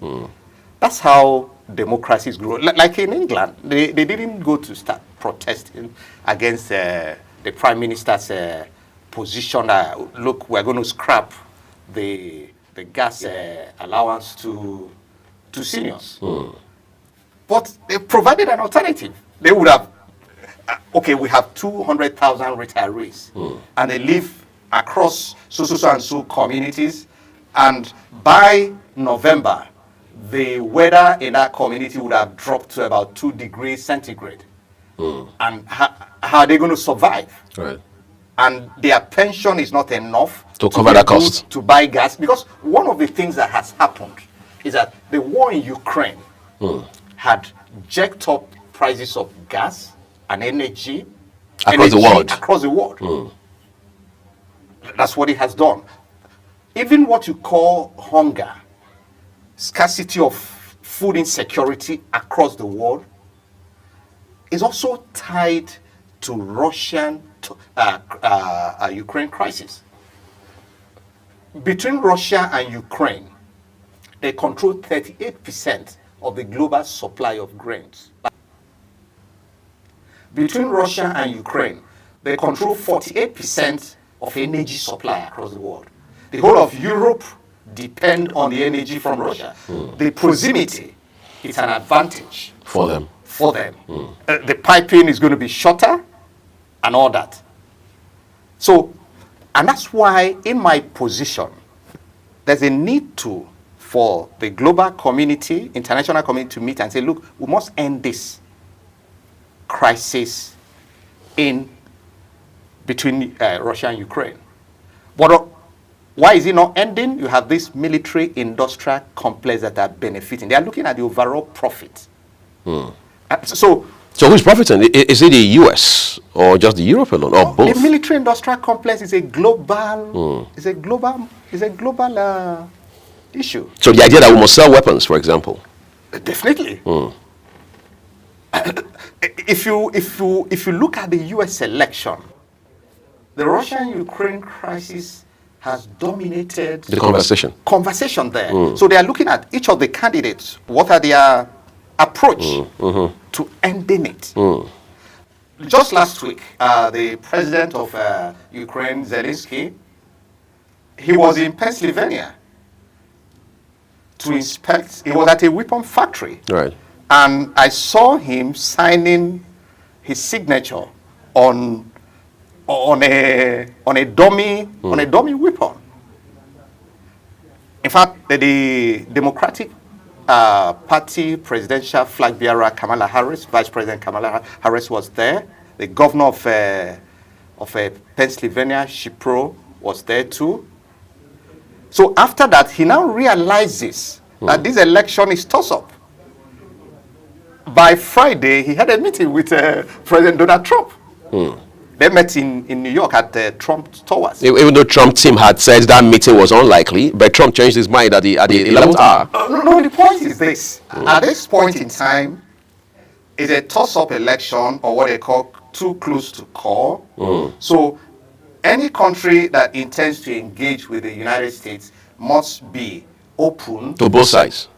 Because just in case. It's neither here nor there. Right. But what I'm saying essentially is, even though we had an initiative by African leaders, I think a year ago or so, when they visited Moscow, appealing to President Putin to pull back from Ukraine. Because it's affecting food production within Ukraine Even when you produce, you can't produce under intense conflict. When you produce, you're unable to use the Black Sea route. Right. Russia has blocked it. And you must pass through it. But I also think at local level, I don't think the government is also communicating the issues very well around this issue around the food insecurity. I mean, in terms of looking at what are the international dimensions to it, because let's look at fertilizer, access to fertilizer. Russia, Ukraine axis control, I think the last time I checked, almost 50% of the global fertilizer supply. What you call NPK and urea. Urea is majorly from a gas-sourced commodity. NPK comes from potassium. So it means that the available commodity in the market is facing a lot of pressure. That's why we are here. A few years ago, 2022, 2023, fertilizer was selling 5,500, 6,000. At the moment, I think the last time I checked, about 48,000, 50,000 for 50 kg bag. So it means the man who has to farm would have to the input, farm input, the cost of farm input is going to shut up the prices. Additionally, the cost of transportation. Yesterday, I think there were about 64 CNG buses that the federal government released to labor unions and groups as part of transport, to manage the transport, high cost in transport, because they are thinking CNG, it's cheaper than petrol or PMS. Let's domesticate this for a second, this conversation. When these protesters go out tomorrow, if they do go out tomorrow, for example, what do you see will happen, given the security angle to it, considering what we had seen with the previous, if you like, edition of these same protests, and not forgetting also that we're coming from the NSAS era that was just about 4 years ago? Protests anywhere, the major challenge with protests is you can organize people, but to what extent would you have control over them? Right. That's the first principle. If Mr. A says, let's gather at Eagle Square, the people who are gathering at Eagle Square, do you have control over them? How much of influence do you have over them? Are they likely going to listen to your instructions or command or leadership? How are you going to manage infiltration? Other criminal elements who want to be part of the bazaar, is there any procedure for screening people in terms of, this person is going to behave this way? Because you're gathering people from different backgrounds with different intentions. So that's usually the challenge. It's interesting. Yes, I think you want to stretch the point further. So that's the first challenge. Then the second challenge is the security operatives. Do they have enough manpower to manage it? That's another level of... okay, if you have 100,000 people gather, so how many operatives would you have around to manage that crowd? Lagos State government, for example, in this regard, is mandating that, is designating 2 points for the protesters. Does that make sense? This is is a legal issue. In August, state governments had gone to court in FCT.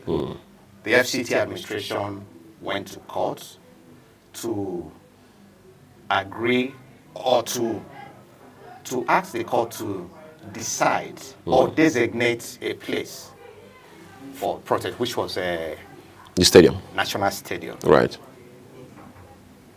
And the protesters disagreed with that arrangement. Lagos also went to court. Kwara went to court. If my memory serves, Ogun also went to court. I think in Abeokuta it was Moshood Abiola Stadium and all that. But how did it go? The evidence is there. But I think what should happen should have been extend invitation.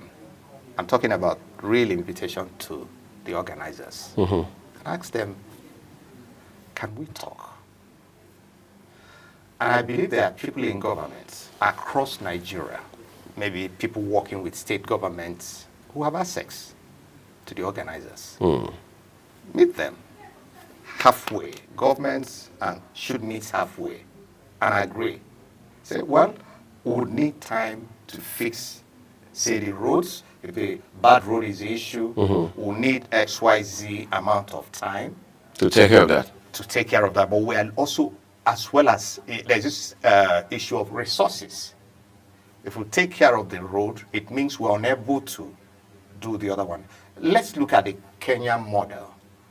You saw the president of Kenya first dissolve his cabinet on the request of the protesters. And as of today, the cabinet of the Kenyan president, William Ruto, it's a rainbow cabinet. Because he has realized that he can't run the country alone. Incidentally, in Kenya, unlike in Nigeria, the organizers of the protests are majorly core supporters, core political of the president. Of the president, of William Ruto. Right. Remember, he was the leader of the Hustlers, Hustler Nation. That was his campaign slogan. And he realized that in the next election, in 5 years' time, that he will be going back to the same base to ask for support. And that election was a close election. He had a slim margin. He had realized that for the next election, his opponent, the opposition parties, may likely form a coalition and adopt whatever proposal the protesters have laid on the table. Just to get an edge. And that would be a game changer. So he had to backpedal and say, look, let me meet them in the middle of the road.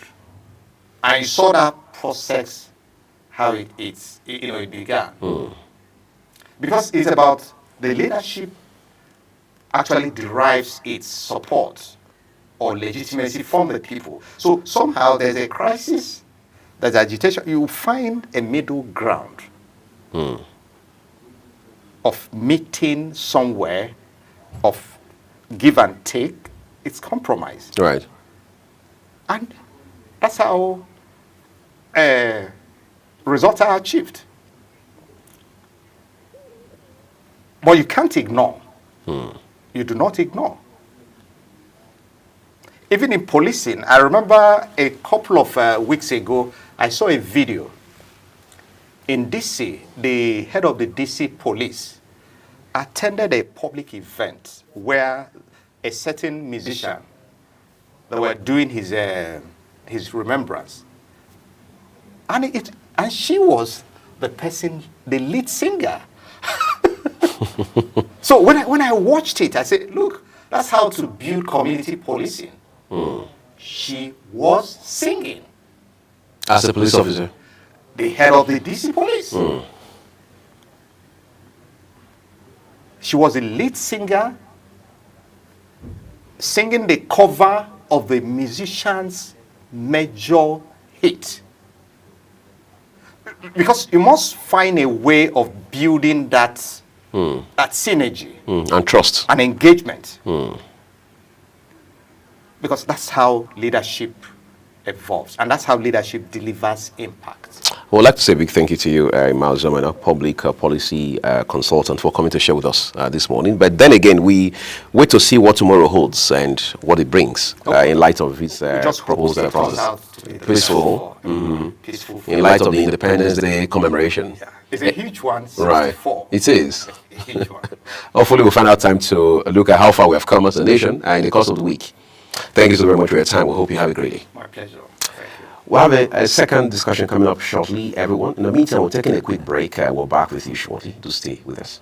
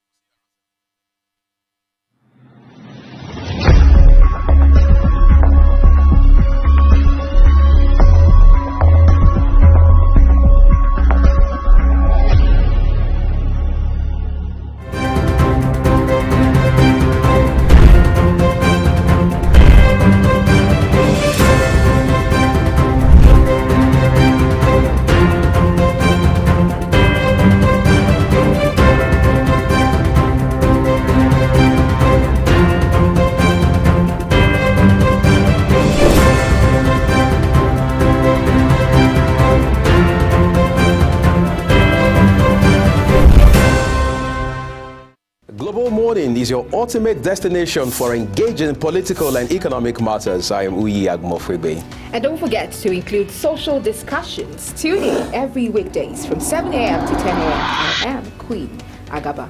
For insightful breakfast ideas, business summaries, sports highlights, international and local news perspective, I am Anthony Momodu. Don't miss the in-depth analysis of current and political issues by the Global Morning team and experts. I am Jumai Manson. Catch Global Morning here on Global Television. Getting on the action. I am Edikan Michael. We are the Global Morning team.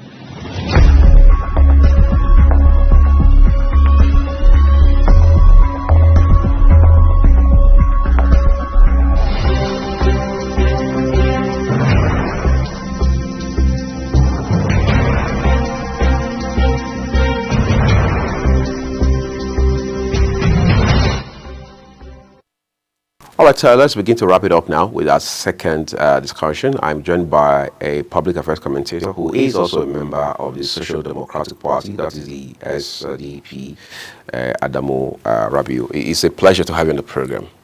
Simeon, it's my pleasure too. Great. So, our viewers, morning Nigeria, wish us the best of this. Yeah, on this independence occasion, right? Which is barely 24 hours away from it. That's one of the reasons we're having this conversation, actually, and seeing how political parties, including yours, the SDP, for example, can contribute meaningfully to national development? Because it appears, for the most part, the kind of conversation we have in Nigeria is such that we are believing is the president or the governors who will make the difference. I mean, we've been here talking about this uninterrupted practice of democracy, which some people say is experiment, the Fourth Republic. From your own assessment, is it fair, or is it correct to say that political parties have contributed immensely to the development of Nigeria so far, whether first, second, third, or fourth republic? Thank you for your question, Simeon. Actually, it is not correct. In fact, it is misleading, you understand. And like you rightly highlighted during the introduction, of course, everything cannot be left to the president, you understand. All of us in Nigeria, 200 plus people, all 200 million plus people in Nigeria, we have our own little bits to do to make things work, you understand. But come back to the political parties. I'm afraid that political parties and we politicians haven't actually done our bits to see that Nigeria reaches the promised land, you understand. Because ideally, why politics in the first place? Politics is there to provide good governance, you understand, take care of citizens' welfare, you understand, give them security. That's also enshrined in the Nigerian Constitution, you understand. But then, incidentally, that is not what seems to be obtainable in Nigeria, you understand. You find out that politics in Nigeria, we can't say after we are already in the Fourth Republic, we can't say it's still a trial.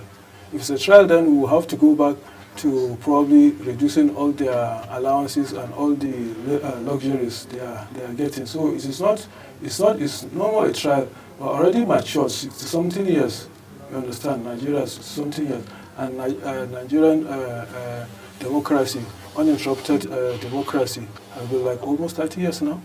So that is mature enough, you understand. So Nigeria, political parties in Nigeria have instead of assisting the country move forward, I think they have actually been part of the challenges Nigeria is facing, you understand. And then probably it was because of what happened right from is it the First Republic or the Second Republic, when the powers of parties were moved to those in the at the helm of affairs, you understand. Instead of the parties giving orders, you understand. Instead of appointees or elected individuals working towards achieving mission and objective and manifesto of their parties, they tend to now concentrate on whatever it is they have either promised or they think is what Nigerians need, you understand. So actually, it's an issue, you understand, it's an issue. And if we are to look at it also, the parties themselves, you understand, we're in democracy, but do the parties themselves have democracy? Are they democratic within their system? You understand? Presently, there are 18 political parties, you understand. In 2006, there were how many? About 60-something, you understand. Some of them have been written off by INEC because they couldn't... Deregistered, right? Deregistered, exactly. Because they couldn't meet up with the requirements, you understand. But given this, where there are 18 political parties presently, you understand, but how many can beat their chest and say, okay, we've been able to win election at whatever level, you understand? As it is now, it is just about 4 or 5, you understand, out of all those 18 parties. So basically, why are they even there, you understand? Since all this while, you understand, almost 30 years, they have not been able to produce a candidate. So why there, you understand? Of course, we know that the Constitution allows for free association, you understand? You understand, without any bias, without any hindrances, you understand? But if we are truly out there, you understand, to provide leadership, to provide welfare, security for people, you understand, 4, at most 5 political parties should be enough within Nigeria, because look at it. In the last election, like I said, there were 18 political parties, and each and every one of them has a presidential candidate. So go to the election expenses. How many polling units do we have within Nigeria? We have about 170 something polling units. You understand? So if you are running for president, how much are you going to give each and every polling agent that will man each of those boxes for you? You understand? Times it. Somebody should help us. You understand? You are almost hitting ₦1 billion. You understand? Then okay, what did the Electoral Act say? He said, okay, for president, he is given a limit of ₦5 billion.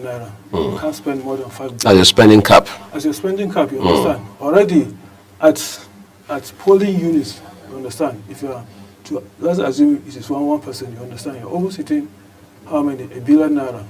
Okay, say 2. You understand? You're almost looking at 2 billion, you understand? So how much is left for you to run around, you understand? Now also look at the APC. How much did they sell their presidential funds? In 2023, that was 100 million. 100 million. How many came out? Almost 10 or 12 or 15 of them. And they all paid 100 million. Where did they get that 100 million from? Nobody asks, you understand?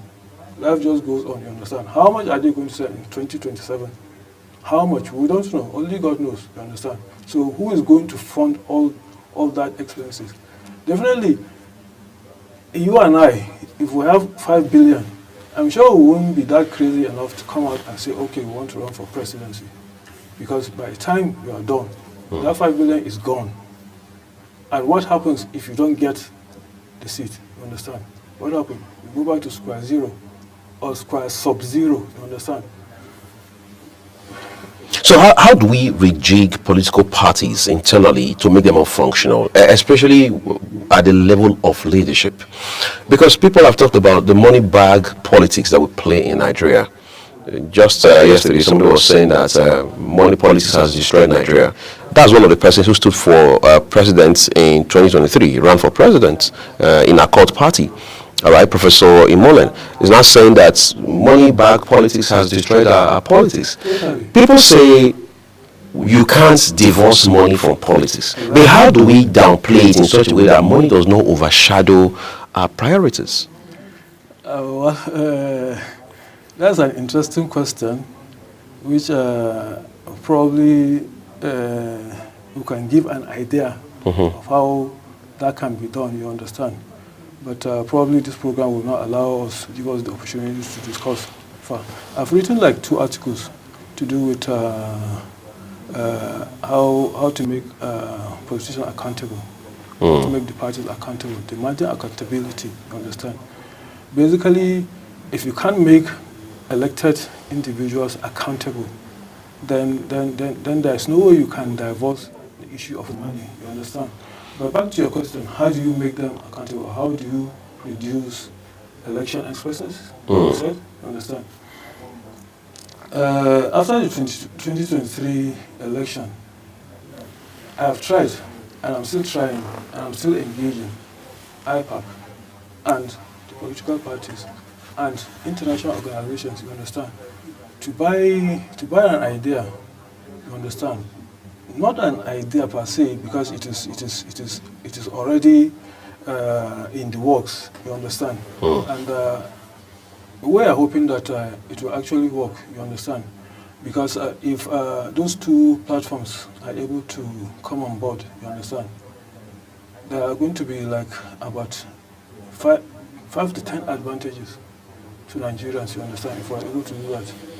What are those advantages, or what are those objectives for those 2 platforms that we have in mind? You understand? First is to see, okay, we return power back to parties themselves, you understand? Instead of, okay, see the president, you understand? The president becomes the father of the party, you understand? And then it is whatever he says that gets done. If he doesn't like something, it never gets done, you understand? Even if it is only him that likes it. Between 200 plus Nigerians don't like it, you understand? That is wrong. That is totally, absolutely, how do I say?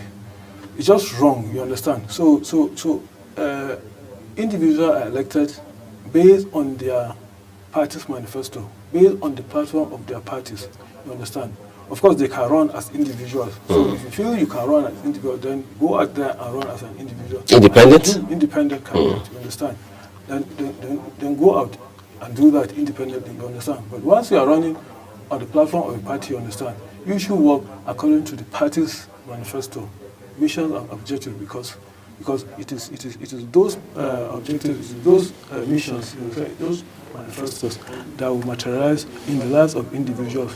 But that is not what is obtainable, you understand? That is number one. Number two, if we're able to get those two platforms online, you understand, it's going to reduce the humongous amount that gets spent during electioneering campaign and election itself, you understand? I just gave you an example of how much a president will need to just support or pay polling agents in the 170-something polling units that we have in Nigeria, you understand? Where is the money? Where is he going to get the money? Or where does the money come from? Nobody usually asks, you understand? So if we're able to get it on board, it's going to actually reduce that. Then, of course, it's going to also reduce the humongous amount that gets spent during election litigation, you understand? And disputes, you understand?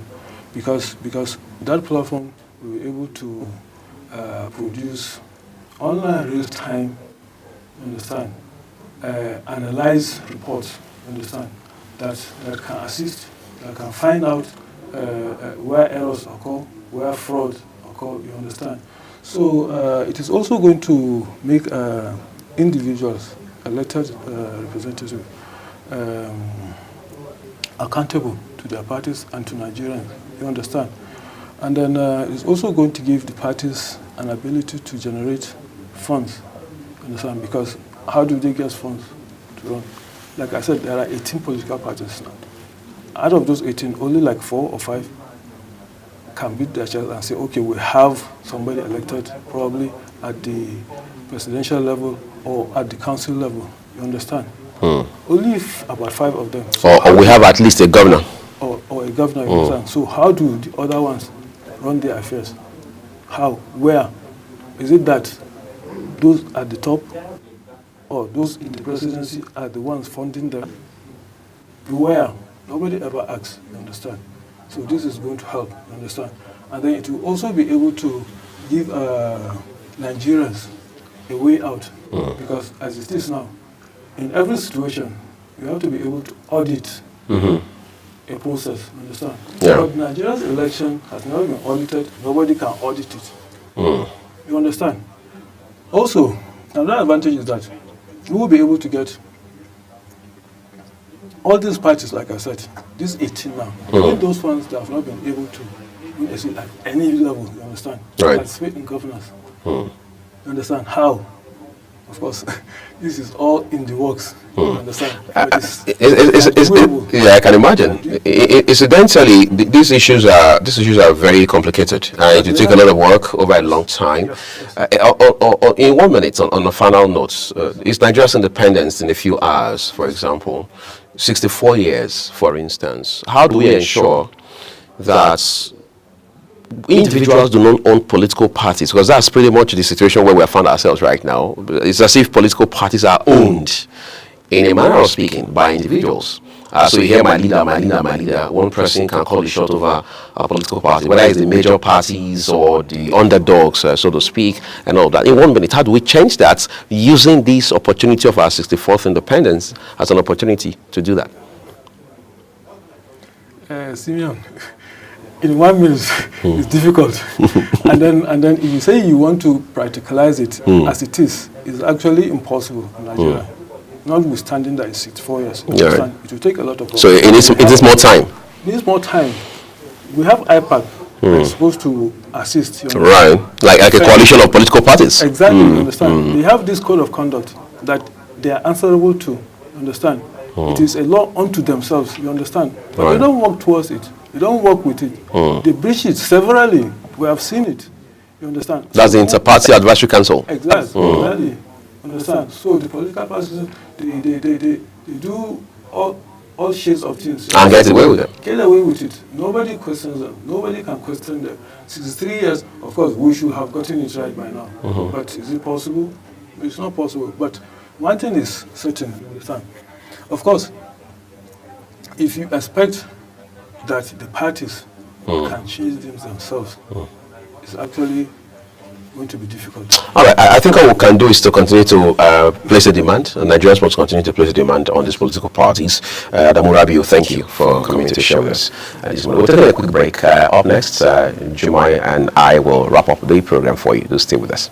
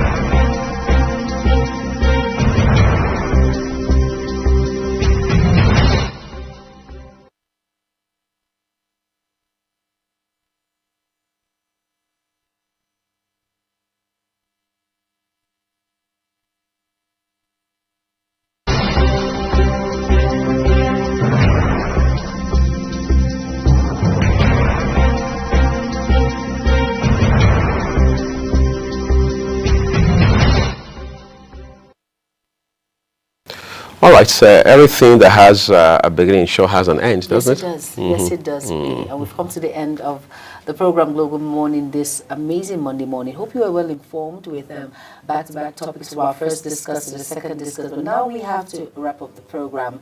And this is where we say thank you for allowing us grace your television set. It's Global Morning. Join us tomorrow same time with another Global Morning crew. I am Jimai Manson and my co-host. I'm Uyi Agmofiwe. Have an amazing day ahead. Bye.